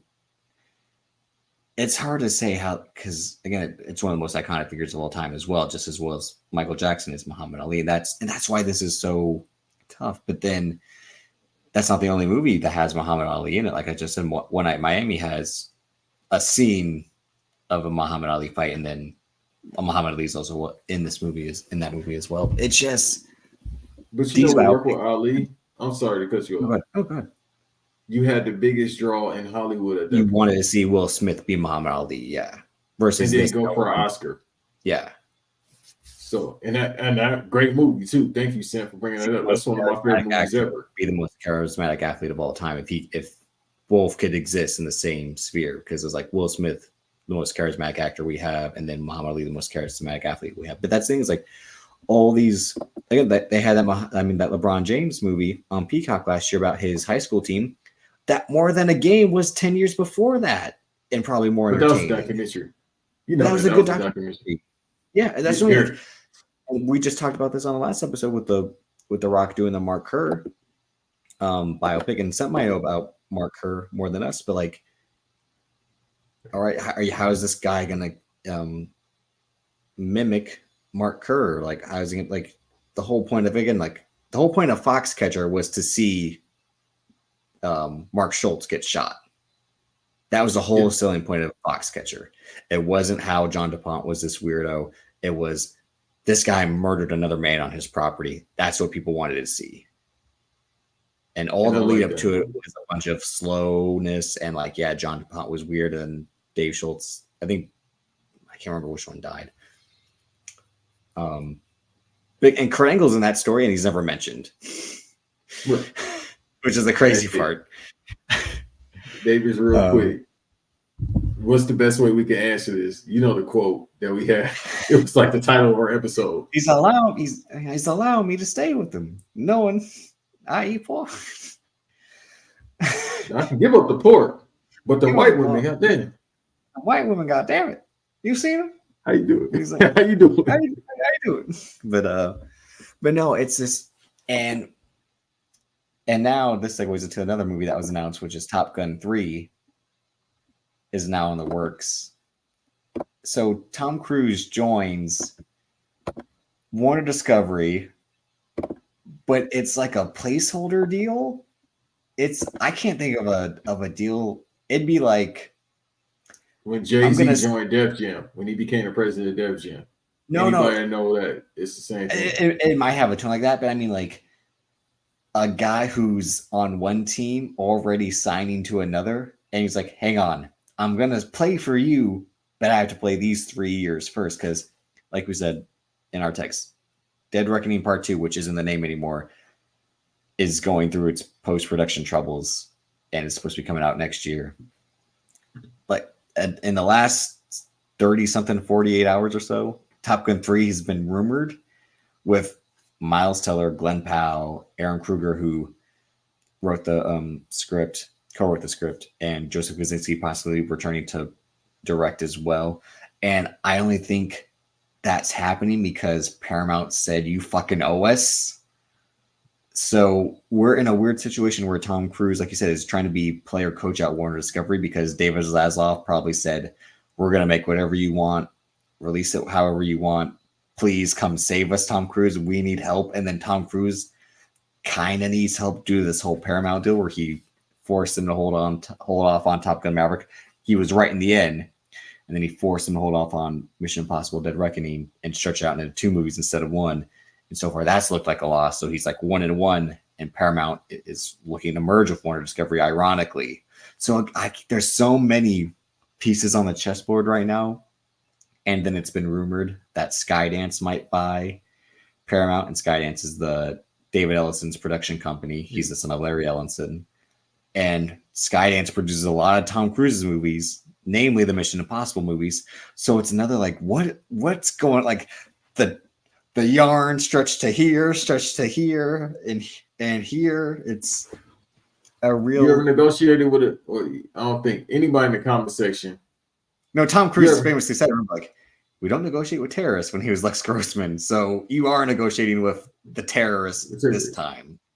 It's essentially like, oh, I got a job. I can get a better job, though. And then if that don't work out, this better job probably could work out a deal with me so I can get what I want. That's all it is. He just making, because his movie grows so much, which is rare these days, believe it or not, people. One movie, especially for a movie. One movie grows so much. Let's not forget Mission Impossible Fallout only made 800, and that was the most up until that point. But he had The Mummy, which was a flop before that. He had American Made, which was a flop. He had Edge of Tomorrow, which is a great movie, was a flop.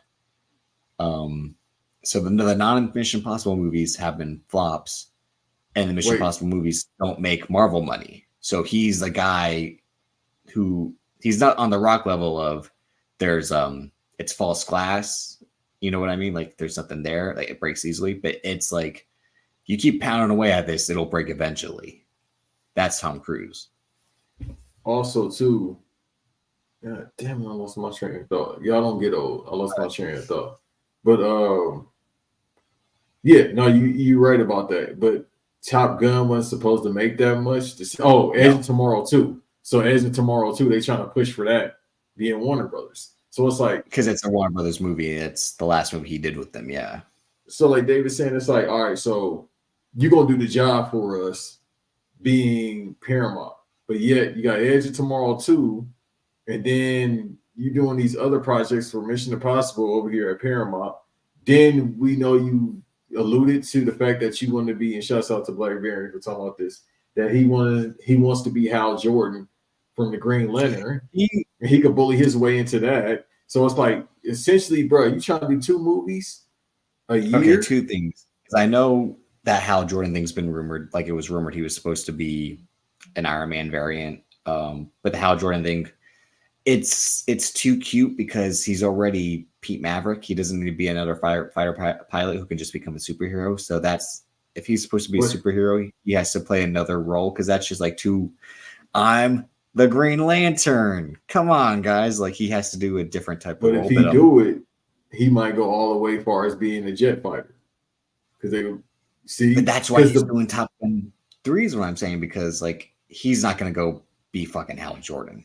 Because if he wants, he can do whatever he wants. Apparently, is that what we learned from this conversation that we're having from each other in these articles? Apparently, he can do whatever he wants. No, that's the case, because again, like him signing to one studio, and again, it's not like you can't be, you can sign to multiple studios. That can definitely happen. It's just the way this is happening with like his future is definitely at Paramount in terms of finishing Mission Impossible. They said these 2 that are connected in terms of part 1 and part 2 were supposed to be a send off, and then kind of after the way the 7th was perceived, they're like, well, maybe he might want to make more. We don't know. It was designed to kind of be a send off, but maybe he might want to keep making Mission Impossibles, which is his way of saying like, this didn't make the money it was supposed to. I might have to make more.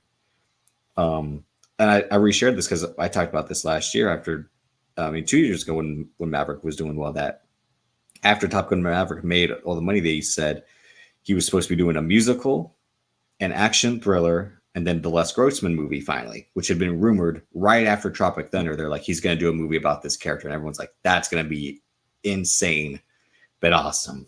And he never, ever got to that movie. And these are supposed to be with Chris McQuarrie, who's been his right-hand man. It's basically his Paul Heyman. And again, they can't move the Les Grossman project to Warner Brothers because that's a Paramount property. Tropic Thunder is a Paramount film. It's going to stay there. And the musical and action thriller, I guess, can be co-produced. And who knows, maybe this Paramount Warner Discovery merger might happen. It was a rumor, but I think they're trying to wait and see if they can legally do it before they officially announce it, because that whole conflict of interest. But that's the thing. He's this guy who's been trying to do everything, because he's not worried his time is running out. It's just he doesn't stop. That's what it is at the end. That he just keeps going, and he doesn't want. He'll never want to do streaming. And Warner Discovery is probably telling him like, you don't have to do anything Max related. And Paramount's trying to figure out if they shut down Paramount Plus or not. So it's this weird situation going on where he's just trying to keep the theater and the studio system alive. He doesn't want to go work for Apple. He doesn't want to go work for Netflix. And Universal's kind of all in on Peacock because they're having success with their model in terms of the day and date has worked for a number of movies that actually made money. Like they put Five Nights at Freddy's on Peacock, but it actually made money in the theater, which was everyone's like, what the fuck? And Max did that and it didn't work to that extent. And Paramount really can't do that because Paramount hasn't put Dead Reckoning on Paramount Plus yet. And it's been 7 months now. Yeah. I mean, almost 7 months. So it's like, yeah. But you can't look at it on Amazon like most movies when they get on. Yeah, but Oppenheimer's finally coming to Peacock. Barbie finally went to Max in December, so it makes sense that But Mission Impossible came out the week before those movies, and still isn't on the streaming service that produced the movie, which desperately probably needs it because their subscribers aren't what they want. Well, prior to DVDs being discontinued, well, at Best Buy being discontinued, they probably was trying to get it on the back end from hard copies. Or the digital on demand, which is how a lot of movies make money as well. Yeah, the VOD model. Yeah, because that's definitely like a Walmart-esque movie being Dead Reckoning. Like, it'll be and I'm not picking on these people, but people in the middle of nowhere America, they don't always have streaming platforms because they got Dish Network. They don't always have like high-end fiber optic internet. So they go with direct TV. You said what? You need the. Or if you're smart, you buy physical media because a scenario like this where it's never going to come to streaming. Yeah. This is a valid point. And then if you're in a places like they do have Wi-Fi, but it's more so from direct TV. So it's not always going to be good because it's based on the satellite. So a lot of people in rural areas of America, they still go to Best Buy, or not Best Buy, I'm sorry. They still go to Walmart to buy hard copy DVDs. WWE just stopped doing that this year, so I'm like, well, which was insane. Yeah, it's like they've made a lot of people, believe it or not, they still sold a lot for these DVDs, especially like the Mania pay-per-views, the best of the year ones. Those always sell well because people see it on TV or DVR it, but they want the hard copy to rewatch it if they need to free up space. So now that they don't have that, it's like, well, I know y'all $11 billion company, but there's still people that want to see it. So they talking about get it out the mud, I guess, in that instance. The Holdovers made $21 million at the box office, but being on Peacock is what is going to boost it for the Oscar race because it was a movie that people wanted to see. And the word of mouth was that it was good. So they were either going to wait till it was on streaming or available to rent. But it was a movie that didn't cost that much to make as well. And that's the thing with your movie being a success or not, because the next thing to talk about are two huge movies that one already didn't do well, which is Rebel Moon. So Zack Snyder has to calm everyone's nerves and say there's an R-rated version coming soon. We don't spend this is only going to be 2 minutes. Like this is the Zack Snyder. Definitely for this movie. This is his playbook of don't be mad I made a shitty movie. There's a shittier one on the way. Right. We're cursing involved. Well, literally the weekend after we recorded, and he said, it was being said that there was an extended version of Rebel Moon Part 1 in which there were more scenes that were cut out, and it was already 2.5 hours. So I'm like, this is his gimmick at this point, which is, yeah. But I'm like, but the studio gave you, but Netflix gave you 2 films, so you wouldn't have to do shit like this. And he's like, I shoot too much movie, I guess. And the movie's still too adult for me to release, I guess. It's just like, no, you're a coward. And you're like I told you, just write fucking books. Just write fucking books. But this the thing. This was originally supposed to be this movie. Oh, it's about to be a racy version, edgy version of Star Wars. It was originally in my mind supposed to be rated R. Mm-hmm. No, I thought the same thing. And you coined the DLC I mean, I don't know if you coined it, but when you kept saying like all Yeah, Justice League is a lot of people DLC. steal stuff from me, but it happens all the time. Well, I know you kept saying it. I'm like, yeah, you're right. It's a movie with extra shit, and now he has a shitty movie with a DLC version. Like, do you want to watch the extended one or the R-rated one? Instead of being like, how about you put them in both? And then when the second one black and comes white out, version. I still want to see that just to see what it's like. I know it's on Max. I just haven't watched it yet, but that's the only way I'll ever rewatch that 4-hour piece of shit. But Not gonna be able to do. But otherwise, it's like these cop outs are insane. That's like, oh, I threw the ball to the wrong team because his jersey looked like his. Like what? They were wearing the same shoes. That's why I threw him the ball. Like, okay, Zach. Like, Right. and this is really who else would take him on at this point? This is a real like you're donezo. Yeah, after Netflix deal, brother. Hey, Unless you're gonna do the stupid thing and self-finance and be like Francis Ford Coppola, like because that's one movie we've been talking about. I don't think he got that money. Well, that's one movie we're going to talk about last week in our most anticipated movies because I'm like, I just don't know when that movie's officially coming out, even though I am looking forward to it. But it's like to self-finance. I mean, like I said, Matthew Vaughn does that because it's just moving the capital of his success from one movie to another. Yeah. Not his own personal wealth, but like you said, the money he makes from Kingsman, he puts towards the next Kingsman, and then vice versa. So Argyle's the money he made from the last Kingsman, and then he said, and that's why he says like I can't make a number of movies in a row because the movies I want to make I finance myself in terms of my previous revenue versus my other guy Matthew Vaughn's old producing buddy Guy Ritchie moves from project to project because he's like just give me the material or I'm writing the material and be a gun for hire. You know, there's two methods: the auteurs and the guns for hire. The old studio system, which guys would just be thrown onto a project that they were told direct this, and then you can choose what you want to direct next. And they're like, okay, I'll direct this movie I have no emotion to, but I'll just show up to set, tell you where to point the cameras and dip. Right. And then the other version is that the next Star Wars movie isn't the movie we thought it would be, which was one of the 3 movies they announced last year, which were all met with like, but it's The Mandalorian on the big screen, which is just another, like, just why are you wasting my fucking time? We watched the show. The show's a movie. The show's better than any movie. No, you're right. They're greedy and they trying to get they're trying to do the go home for Pedro Pascal. So they're trying to get rid of Mando. And they're scared that the first Star Wars movie since Rise of Skywalker is going to be a flop. So they put this is the safest bet. They're like, what's a Star Wars movie that's going to make money? They're like, what if we just did a 2-hour episode of The Mandalorian instead?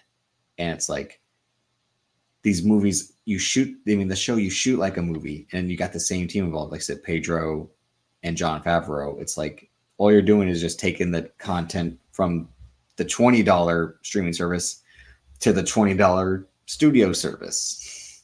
And Star Wars marks, because a lot of them are idiots. They're going to eat it up. But they should know that they're being, again, like, watch this hand, don't watch the other, which is these 3 movies that we're working on. We don't know what to do.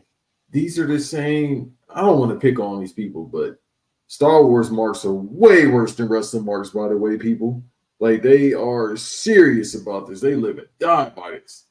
But with them, these are the same individuals that bought the same toy like 20 times over. Like, how many Han Solo Star Wars figures do you need?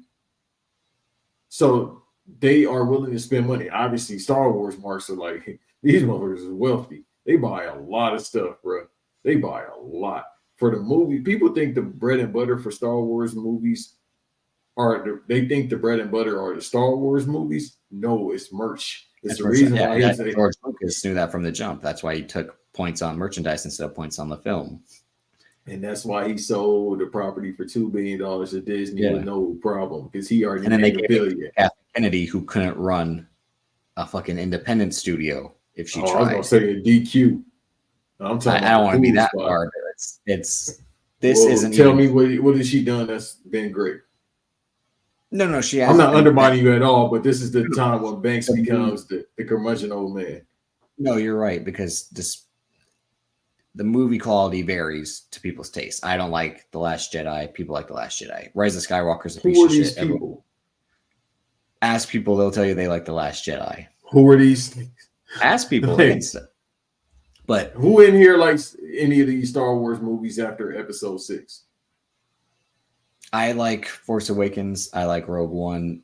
I like what Solo was trying to be until you can tell it was reshot and recut. But You didn't like that. You lied to the people. no, I did. What did you like about Solo? Please tell me. We've had this discussion before. And we're going to have it again right now. No, it's too late to do it. No, I got to, brother, we're having a great You got episode. time. I don't. I just recorded a 2-hour podcast. You see my eyes. But the receipts are her proof. Those movies, with the exception of Solo, made money. So in Disney's eyes, she was doing a good job, but critically, she was doing a bad job. So it's one of those things where, like, it's James Dolan with the Knicks. You're still if you were to be sold, you'd still be the highest selling franchise, even though you've made the second round twice in the last 15 years. So, you're not a success, but you've done successful things. Disney era right now, because this is definitely era. It's called trash. This is the Nexus era. They're now in their Nexus era. We got John Cena versus The Big Show. John Cena versus Kane. We got Daniel Bryan versus Randy Orton, which is pretty good. We got Undertaker versus Kane. Again, 10 years later, this essentially is now. That's because Mark Calloway can only work one style and one man. So, well, I don't want to bash the Undertaker because I can do that all the time and talk about, great worker, but he was a hell of a worker. I'll talk something like Brett. But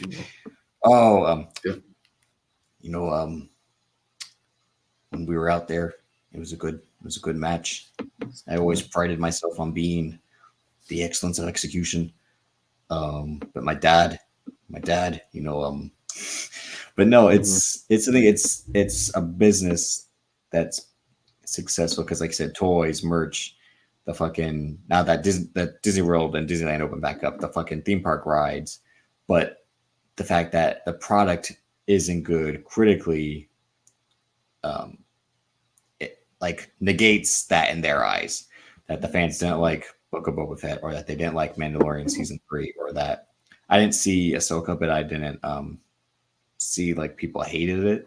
I didn't see any of that. Just it kind of came and went in my eyes, but I haven't watched it to judge it for myself. But I was never into that character from the Clone Wars because I never watched it.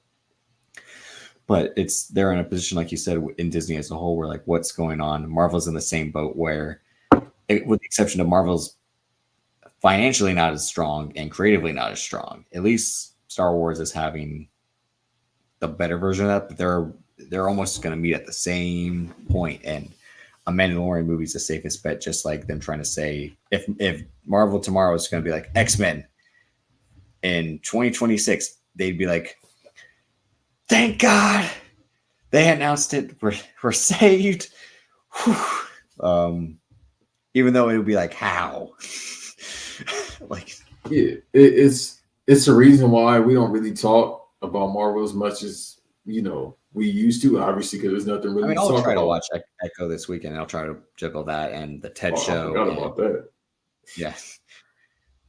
No, I'm gonna tap in. I just legit forgot about. Hey man, listen. That's only 5 We're episodes. Gonna get to it.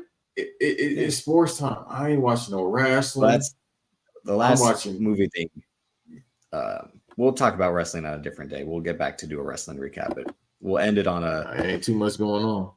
Well, real quick, I know you're excited about this news.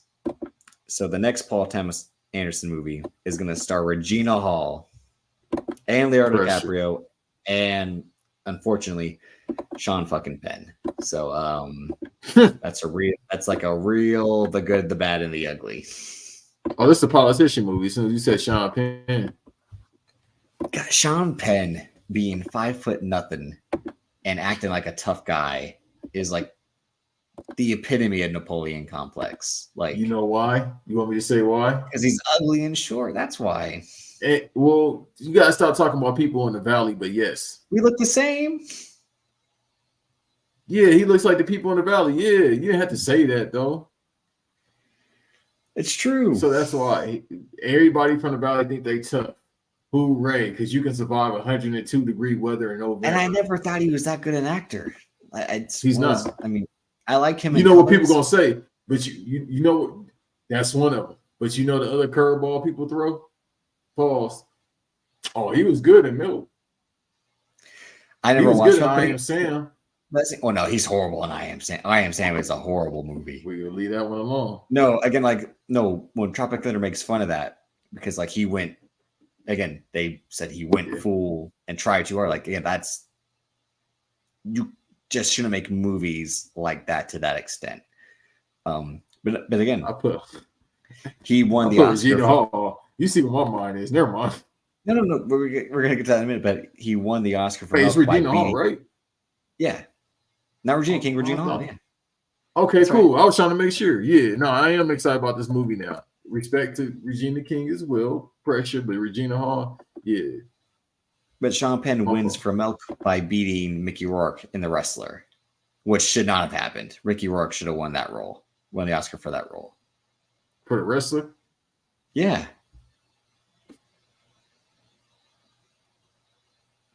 It's, again. I'm not against it. I'm just like. No, I'm saying Sean Penn got to see pictures and footage of Harvey Milk and a basis for it. Sure, Mickey Rourke is playing a combination of like Hulk Hogan and guys that flamed out, but he was doing wrestling stunts. Like he was doing a real heartfelt performance. And again, because you can play a real person, they'll give you the Oscar. Well, so did your man in Iron Claw. Is he gonna get nominated and win? Hell, no. And that movie actually is making money. Last week I said I don't think it's making money. Apparently it's made $20 million, and I don't think it cost. Or I think it cost 15 to make. I looked it up. 10 or 15. It's made just a small percentage over its budget, which isn't too shocking. But Regina Hall, they're saying, is supposed to be the star of this movie, which is shocking to me because Paul Thomas Anderson did There Will Be Blood, Phantom Thread, Boogie Nights, and Leonardo DiCaprio was famously supposed to be Dirk Diggler in Boogie Nights, and this is their first collaboration. So this has been years in the making between him and PTA, and they said it's supposed to be a contemporary setting and have a big budget, which Paul Thomas Anderson rarely does.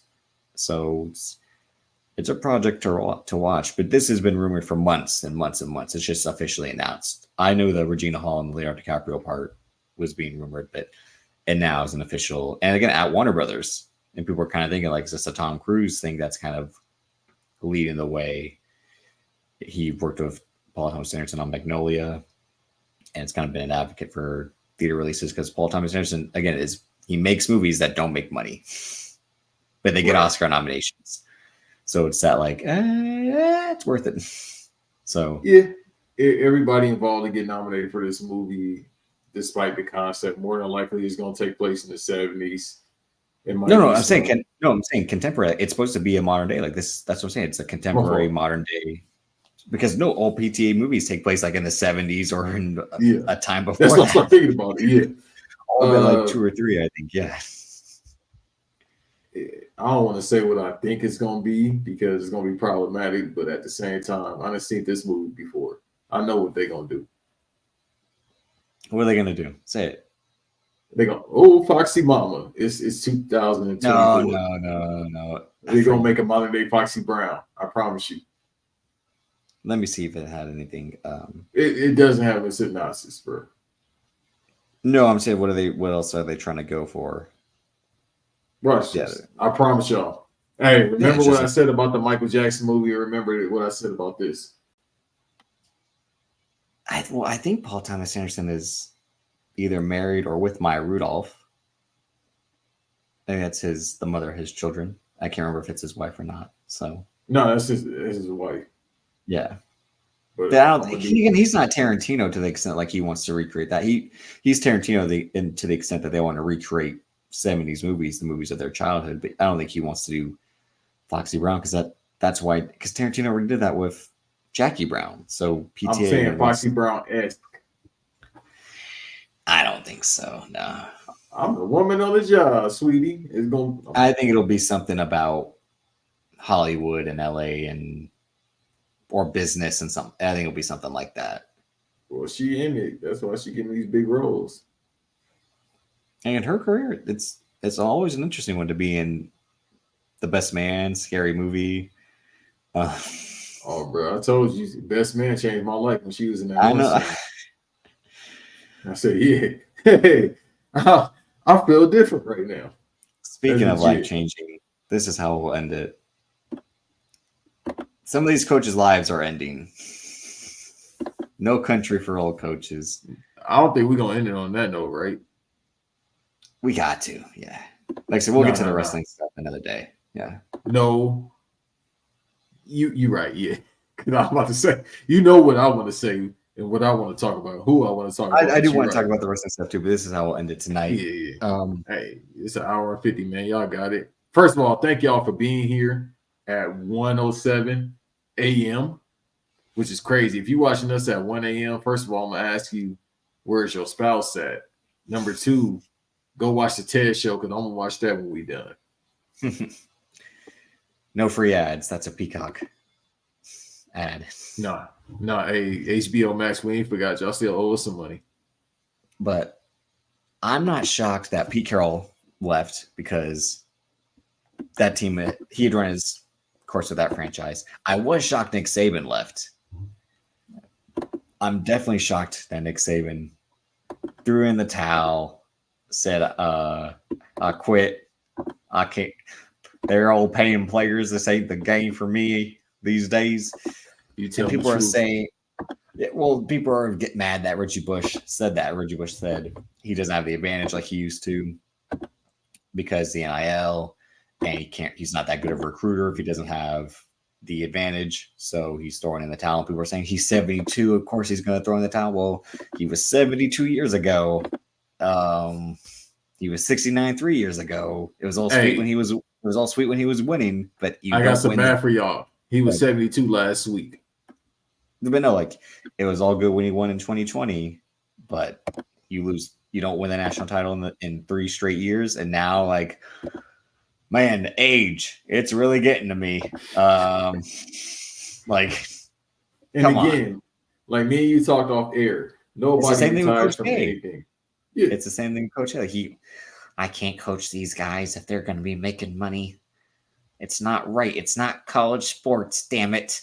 You're supposed to. God forbid if these kids don't want to eat top ramen and go try to put up 30 points for a millionaire. It was bad enough when they couldn't stay more than a year. That they were supposed to stay all 4 years. Damn it. Yeah. We'll get to that. That's the thing, because like the Bill Belichick thing, I had said he needs a new team. He doesn't need to retire from coaching. Maybe he just needs a new team. Because again, these guys are all the same age. They're all in the early 70s bracket, which is hilarious. Because Bill Belichick was the guy who replaced Pete Carroll. So it's like crazy world where like these old timers are really just like coaching, huh? Yeah. But you know what? The person that's probably like, whoo, it's Bill. He's like, I go sit at the crib, or I go sit at somebody else's crib per that video. When he came out without his shirt, I ain't snitching on him, but yeah, he be at them places, as I call them. They keep thinking he's going to coach. Well, they keep thinking he's going to coach the Cowboys if y'all lose. They keep saying Jerry Jones is going to back up the Brinks truck if Mike McCarthy blows it again. Bill Belichick's going to be like, oh, yeah, I'll Bill just got like $67 million before they fired him. It's more money. I can buy more stuff with more money. I can just Dak Prescott. We're gonna. Who we go? Yeah, there you go. I'm up now. Pause. Who gonna be the quarterback? Dak Prescott. No, it ain't. No. You think Bill Belichick comes in and says, "Get your ass out of here"? Yeah, look, Mr. Jones. Mr. Jones already said, "Hey, it's not looking good." That is the thing. The Jerry Jones, Bill Belichick is Paul Heyman working for Vince McMahon. Can't do it. Won't do it. Your ideas are too good. I run the show. Yeah, you're not gonna listen to Jerry because he's used to being personnel besides a coach. Jerry Jones says, "I'll build this team, damn it," and Bill Belichick says, "I'll build this team." It's a real they have to have a fist fight to settle it. Like, And he another one with the cut off sleeves that pissed me off. But You know, we're just again, Nick Saban. But like I said, they're not gonna renew Stephen A. Smith, and ESPN is gonna hire Nick Saban to be an analyst for the SEC because they paid all that money for the SEC, and now that they're pissed that Alabama's gonna be a shitty team. Even though, they got the coach from Washington, but the coach from Washington didn't win shit at Washington. So, Lottie fucking da. Right. All right. Jim Harbaugh finally won, and it took him cheating to do it. I respect a man who cheats to win because at least he fucking won. If Jim Harbaugh didn't win for cheating, then he's an idiot. But he fucking won for cheating, so good for him. Yeah. But otherwise, it's like, it's hilarious that Pete Carroll gets let go first. And then Nick Saban says, no, I want it to be about me. And then the next day, Bill Belichick says, it's about me, damn it. It's a fuck y'all. Back-to-back days. And I know this is the week because Mike Vrabel got let go, which seemed like a mistake because he might just be a good coach on a bad team right now. We'll see. That the Raiders let Antonio Pierce go, which he did a better job with him than Josh McDaniels. So again, we'll see with that. And the Raiders are incompetent. Antonio got let go? Antonio Pierce, yeah, they let him go. Today? It had to be today because I don't know. Yesterday, I didn't know that. Yeah. Yeah, that was on the radar because I did not know that. Because the whole rumor is that they might hire, the Giants might hire him to be the defensive coordinator since they fired theirs. But they started, I mean, you are making sense, but they were winning and the team seemed to like him. No, it's just Mark Davis. Mark Davis is an idiot. Mm-hmm. Well, because I'm not saying his pops was, God bless, but he learned that from his pops. After 85, his dad was.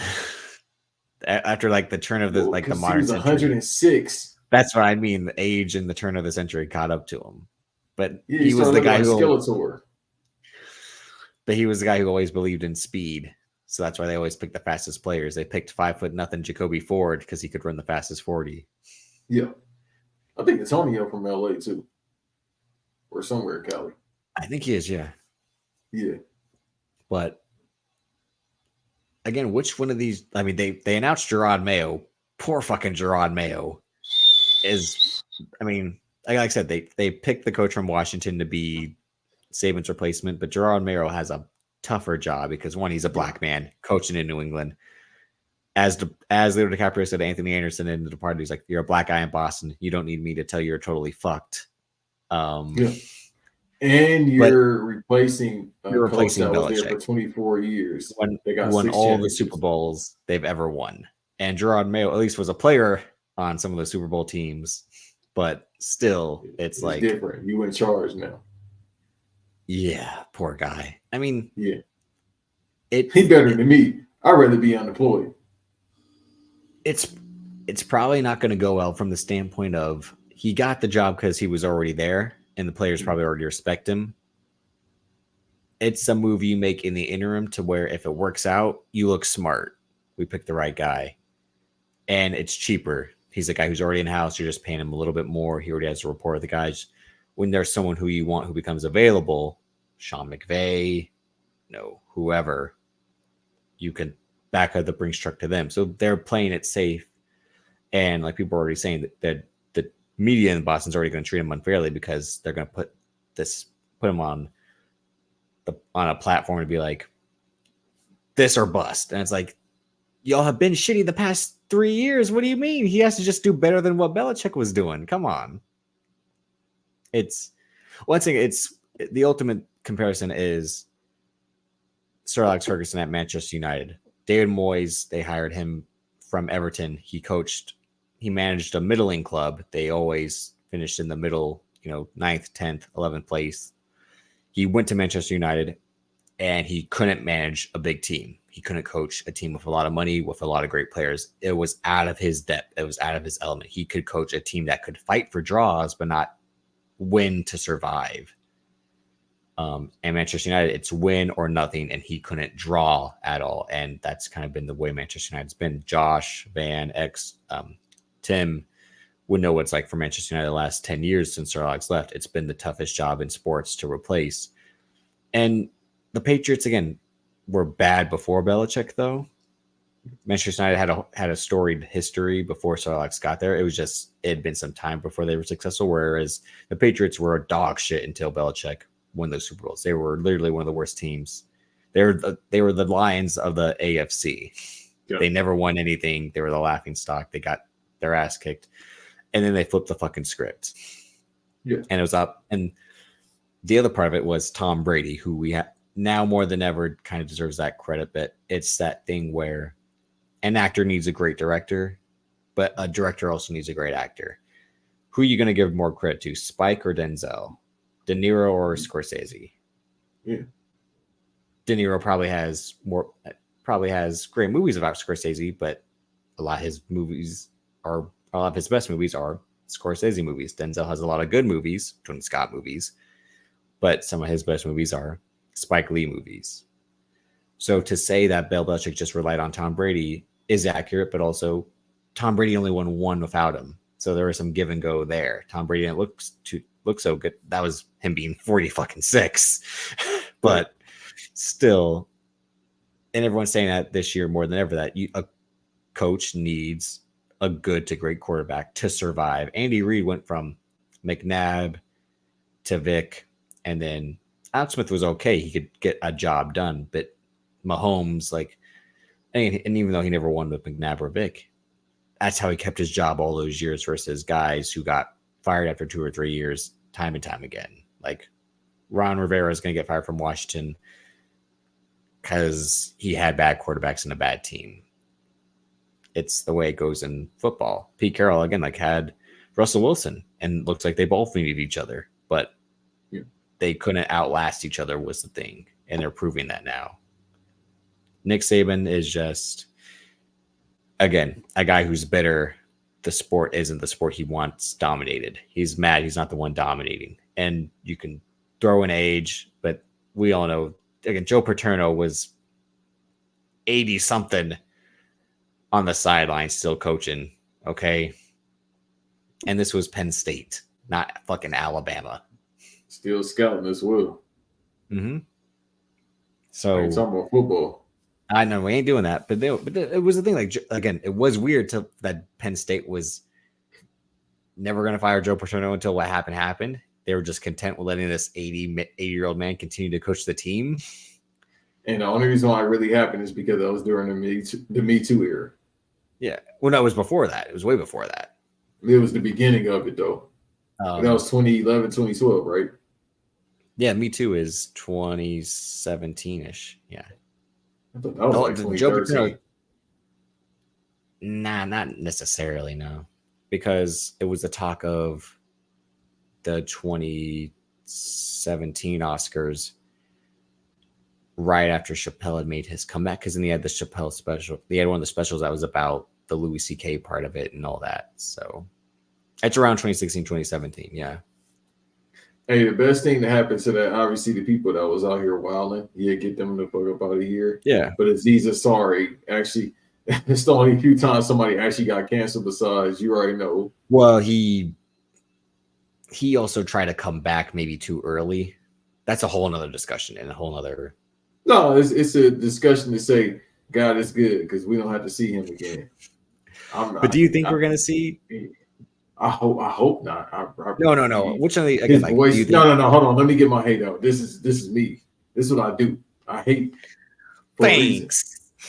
I can't stand his voice. I don't like his face.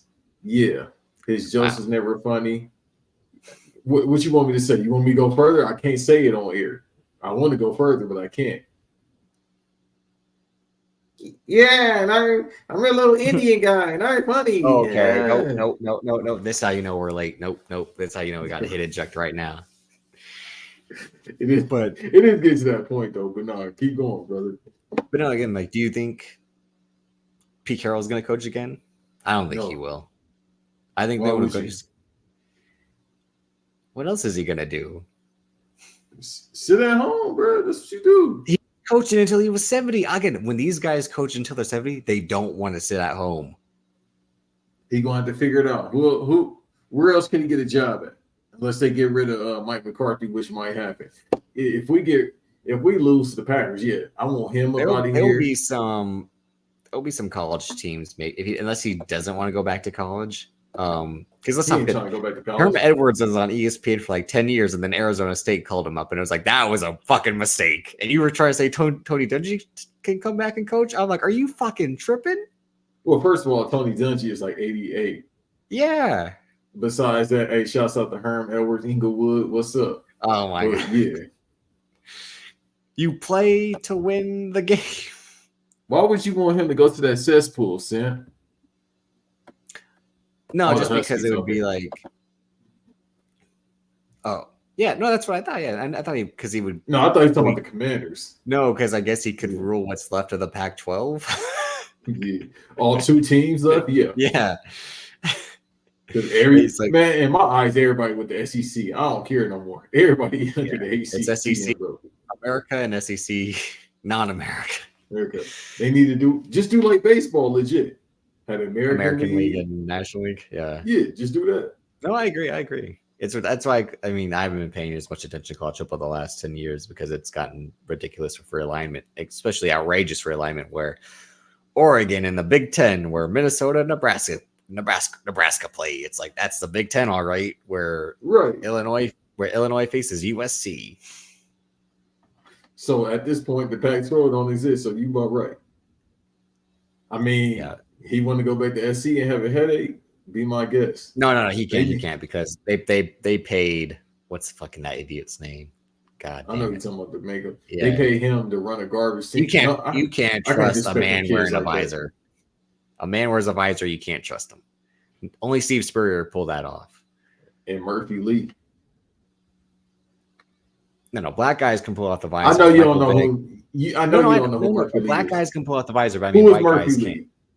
He was in the St. Lunatics. How do you know that? Okay, fuck you. Mike Vick could pull off the visor. Again. Yeah. Yeah, that's legit. Just do that. Yeah. It's ridiculous. I mean, this is more. It'll actually make college. I'm sorry. It'll actually make college basketball more entertaining. Well, college basketball already, like the whole point of the tournament is you're gonna face a team from anywhere. So just like embrace. That's the one where like you don't need. I mean that's the one where you do need conferences because March Madness is gonna throw you into, chaos. But football, you might really not have conferences because with the way the playoff exists, it doesn't fucking matter anyway. Because again, look how the playoffs turned out. They said Georgia. Oh, okay. They were saying like Georgia just basketball. I know you do. You're one of the few. History. Yeah. My fault. Go ahead. No, because like what you're saying, like college basketball, like they play more games. And then they play a longer tournament in college football. I know because it's football, it's a physical sport, but just allow you to choose your own schedule then and have no conferences. And then you play a game to get into the playoff. Like you play tiebreaker games to get into the playoff. That's how you determine it. And that replaces the conference championship games. I mean, Earl, and I bet he does this on Guessing from the Stands. He's probably a better person to have on and talk about something like this, but we should at some point because they keep saying they want to expand the playoff, and I'm like, why? It's already stupid as is. Because you win a Rose Bowl, but then you lose a national title. Like, so one team is a two-time champion because you win the Sugar Bowl and the national title. It's like you get two belts. That's what I hate about it. I mean, well. What can I compare it to wrestling? Not really. It's more so with boxing. No, it's the Eddie Kingston Continental Classic. It's like you get this extra belt because you had two belts already, and you can kind of defend this one by itself. But why? So you basically saying college sports are just like Eddie Kingston and Mark for himself. We'll talk about that on the wrestling show. It's Chad. I mean, I'm all for the from tragedy to triumph story, but it's like, yeah, you don't have to tell me every single week. Yeah, you don't have to tell me every single week. I came from the gutter. Came from the gutter, Banks. I'm from the gutter. I was busting my ass Yonkers. when I was working on indies. Like, all right, so that's the same thing. Nick Saban. I remember back in the, and he don't have a New York accent, obviously. Why talk like that? I remember when I had to work from damn the near, with my daddy, and he taught me the football. He said the colors was the fastest ones. And that's why I started recruiting all the big ones, especially the one that did the splits. Oh no, that was a different team. Who did the splits? The defensive tackle, I forgot his name, that could do the splits when he won a national title. I think he was with Auburn. I'm tripping. But regardless, it's the same shit. The only person that don't have that sob story is Pete Carroll. Well, Pete Carroll's an asshole because let's not forget USC was like they're gonna get sanctions, and Pete Carroll's like, "See you later." Yeah, that makes him a bad guy. Yeah, because he knew what they were doing. He was the one cheating, and then they said there was a punishment coming. He's like, "What shitty NFL job can I take?" And they're like, "The Seattle Seahawks need a coach," and he said, "Don't mind if I do." Like, brother, when the RICO was coming, it's time for me to go. Yeah, we all can't get locked up. You were the one who brought the RICO, you dumb fuck. Yeah, I mean, but it's YSL forever, regardless if I'm here or not. So you're absolutely right. Bill Belichick, you know what I mean, or in the words, one of my favorite bars ever by a rapper, us Cowboys don't need you, you Bill Parcells. He learned from that lineage of being under Bill Parcells.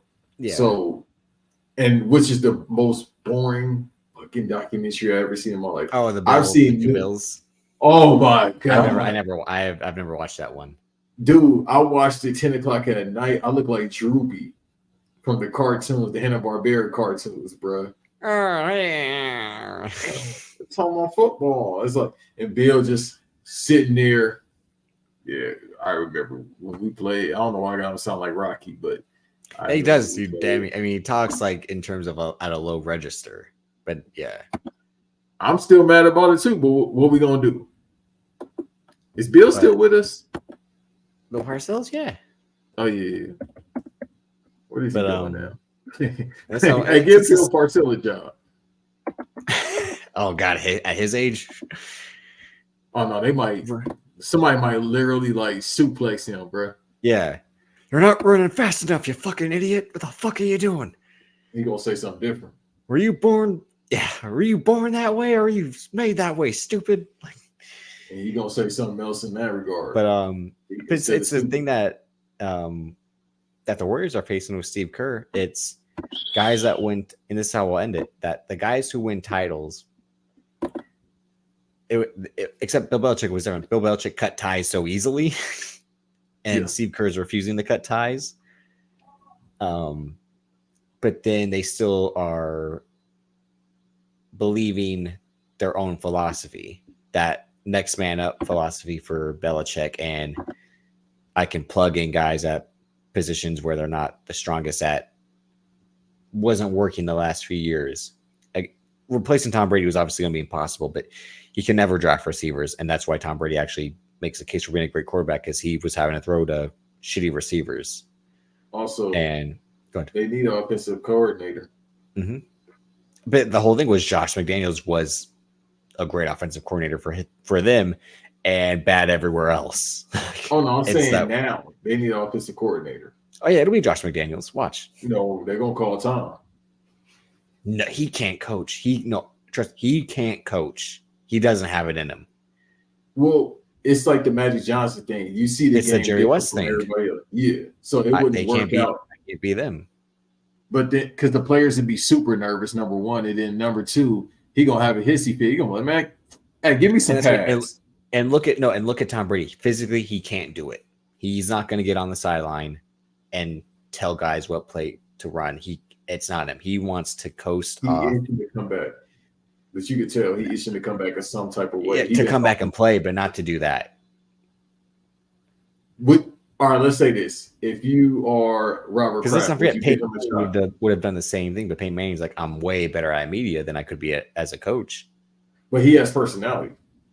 Not Yeah. saying Tom Brady doesn't have personality. No, but Tom I Brady think he doesn't have personality. He got personality for the game. I don't think so.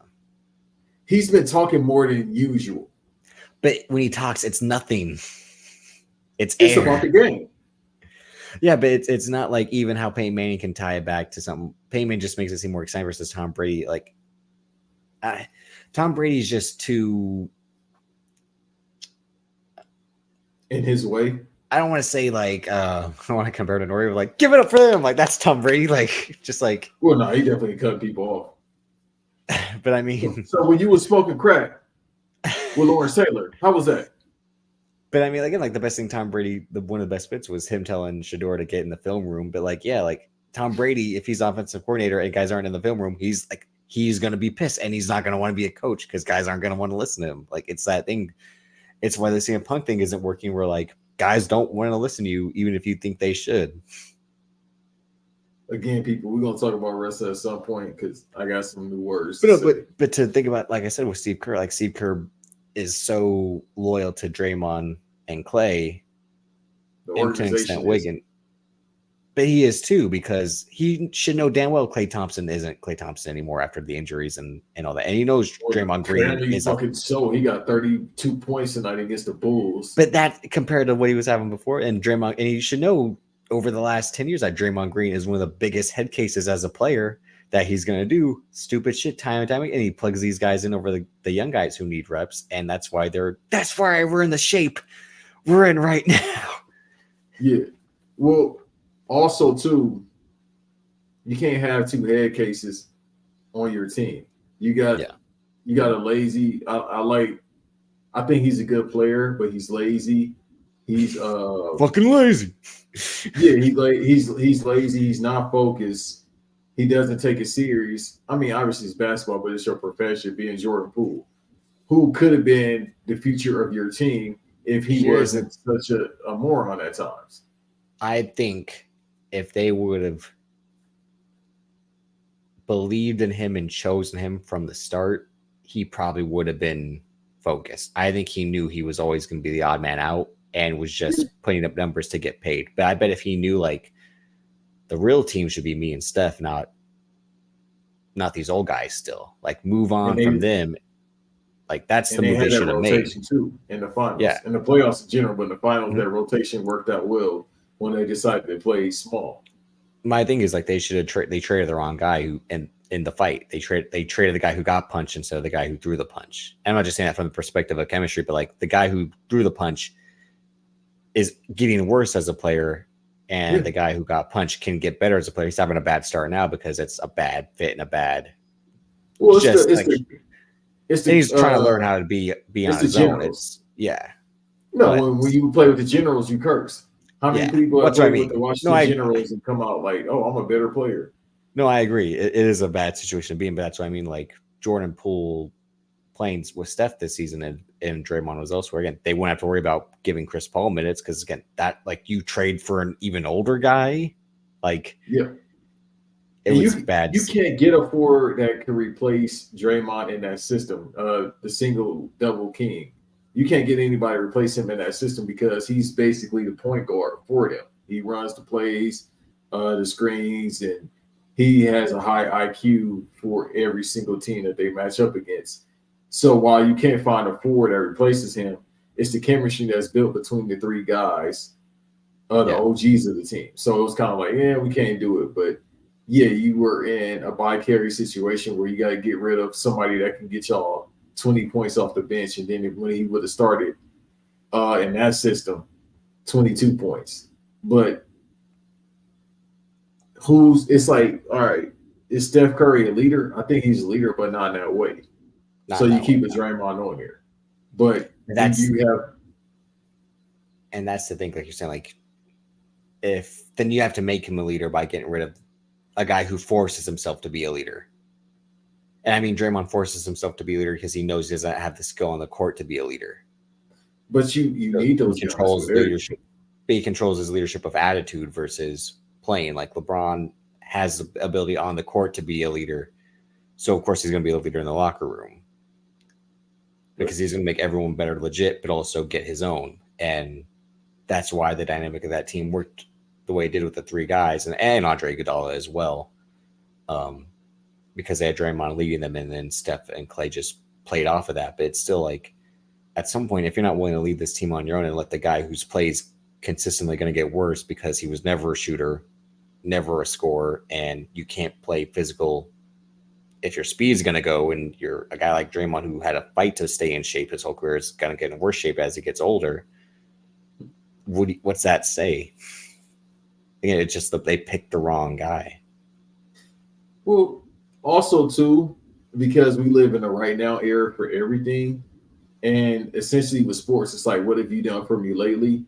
Well, 2 years ago they got a championship, but people don't live on the basis of that, and they weren't even supposed to get that championship, but they made it in, and they got it. So, but we are in a right now era, so people was like, oh, it's over, everybody's washed up. That's fine. It's 4 championships.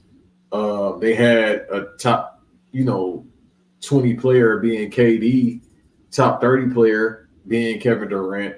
Get them 2 championships. Yes, a win's a win. Doesn't matter if you win by an inch or a mile. Winning is winning. But at the same time, you just got your 4th championship without him. You got 2 with him, 2 without him. That says a lot about the coaching and the personnel as well. So, yeah, it's been 2 years since they won a championship. They lost one without him and one with him too. Yeah, and that's just dynamic as well. Yeah. Yeah, and at that point, Steph was 33 because that was only 2 years. No, he was 34. Yeah, he was 34 because he'll be 36 in March. So for him to get a championship at that point, that's still pretty good. So if it ends, they had a great run. It's 3 Hall of Famers, 4 being Kevin Durant that played for them. You won 4 titles, y'all like forever, immortalized far as this franchise. That's cool. I think people just, they get enamored with the idea of you were always great. Why don't you end great? That's not how it works. Yeah, not just that, but you were right saying people think of right now, but you should be thinking of 2 years from now. And that's where I'm saying they made the mistake, because who's going to be the better player 2 years from now? Draymond Green or Jordan Poole? Klay Thompson or the but the way it looks right now, yeah, but that's the way they should have been thinking. A guy who's 26, 27, or a guy who's 35, 36. Like, who's going to be the better player? And it's the same thing in football. It's the same thing. Baseball, it won't matter too much because guys are always going to be overpaid as they get older, so it defeats the purpose. But in football, that's the whole thing about the Brock Purdy situation. We're not going to keep going, but like, should they draft another QB as a backup for him just in case with a somewhat high pick, or should they kind of keep riding it out until it's done? Well, if you ride out till it's done, you won't be prepared in case it does flame out. And that's like, do you play for the future? Or do you play for right now? They're playing for right now because that's why they made the trades they did and went all in. And it's working out. They lost in the title game last year, and they're trying to get to the title game in the Super Bowl this year. So we'll have to wait and see. But playing for right now, like you said, messes with people's like, oh, so-and-so's already done, which means they were never good. Well, it's like, no, I mean, being good for that long, you can flame out quicker, or it can just be like, oh, damn, it's over, and you finally can see it. Like it happened with Melo, it happened with lots of great players in every sport. It just, when it happens, it happens. And it's like, it doesn't undo what they did. It's just, again, Iverson was done when he went to Detroit. It's like, damn. And he got here in what year? It's 13 years later he's done. Shit. That's not what I thought, but it's the way it is. Yeah. It's pro sports, man. You never end great. Nobody in pro sports has ever ended great. John Elway.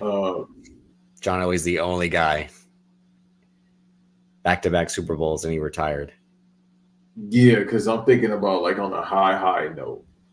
Not like you watched, but I'm thinking on a high note, because even Jordan was at the Wizards, but he was 38 at that point. But now John Elway went back-to-back Super Bowls and was on. I mean, Peyton Manning won his Super Bowl and then retired, but John Elway went back-to-back, and he ended on the ultimate high. I can't think of anyone else.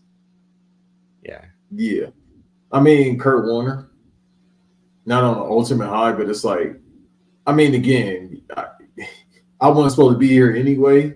So for me to have a Hall of Fame career, yeah, I won. But for the most part, you never really. I mean, your body is never the same. The team is never the same. It's just the way it is. Again, it's 4 championships, bro. How many players can say they got 1 championship, let alone 4? Because to me, championship still means something. So they got 4 championships out these 3 guys. If it ended tomorrow, which after this season it's done, that's fine. I mean, we grew up at the time when the Warriors were bad. All right. I remember when the Warriors were bad. I remember when the Clippers were bad. That's fine. Like, for them to win 4 championships in my lifetime is pretty good because they were that bad. They weren't Washington Generals bad, but they were bad. Yeah, and this is how I'll wrap it up because I know a lot of people are thinking Steve Kerr is overrated the whole time, and I'm like, no, because he unlocked something more than Mark Jackson did. It's just it ran its course, and he's not either he's not able to adapt to the new players that they brought in, or he needs like, and sometimes coaches just do need a new change of scenery. So he could be a better coaching the fucking Washington Wizards, or coaching the Chicago Bulls, or coaching whoever. But Mark Jackson wasn't starting Draymond Green. Steve Kerr got there, said we're starting this guy. That adjustment alone is what got them to the finals without them getting to the finals the year before. And him having the experience, and not to say Mark Jackson didn't have great experience as a player, his experience, again, by being on championship teams, playing with Michael Jordan, playing with Duncan, helped handle egos. But again, the Last Dance Bulls had their flameouts, and their guys aging, and he's seeing that now with Clay and Draymond and Curry, and it's like he's got to know, like, well, we got to prepare for the future. We can't keep giving these. Like you said, the one they won 2 years ago was a Last Dance title, except these guys are still playing is the thing. And that's where you, like I said, you're not playing for 2 years from now. You're playing for right now. And right now, you barely should have won that one. Right. So, I mean, they're fighting for as of this recording, they're fighting for a playing spot, but that's all 3 Pacific Division teams, being the Warriors, the Lakers, and the Suns. So, and those are old teams. Bradley Beal has a back problem. Devin Booker is just inconsistent. Kevin Durant is 35, almost 36 years old. It goes without saying with LeBron. Body. Yeah. And LeBron is starting to. I don't give a fuck what y'all talking about. Y'all can say all these stats. He's shooting a lot more jumpers than he ever did before. He's like, oh no, I don't know if I get to the rim right now. So he getting older, man. It's a part of life, unfortunately. It's a part of pro sports. Unfortunately, of course, advanced medicine, because most of these players would have been done out the league if it wasn't for modern medicine. It just and happens. Equipment. Yeah. It just happens, and that's fine. If I go out not winning, that's when I'm upset. I won 4 times, both LeBron and Steph Curry, the 2 best players of our generation. It's absolutely fine. They'll be all right. They're first ballot Hall of Famers. It's the new age now. The new world order. And on that note, thanks y'all for tuning in. Like I said, we'll be back talking about wrestling next time. There's a bunch of stuff wrestling related that deserves some conversation, but it's getting late. I gotta get to bed. Yeah, thank y'all for being here. Trust me, this late at night, 1:45 a.m. Yeah, thank y'all for being here. So again, subscribe, share, like all that BS. But for sure, I think I gotta check the stats. We like 1 away from 340. So if you haven't subscribed already, subscribe, hit the like button, which is more important. And we out because I'm tired.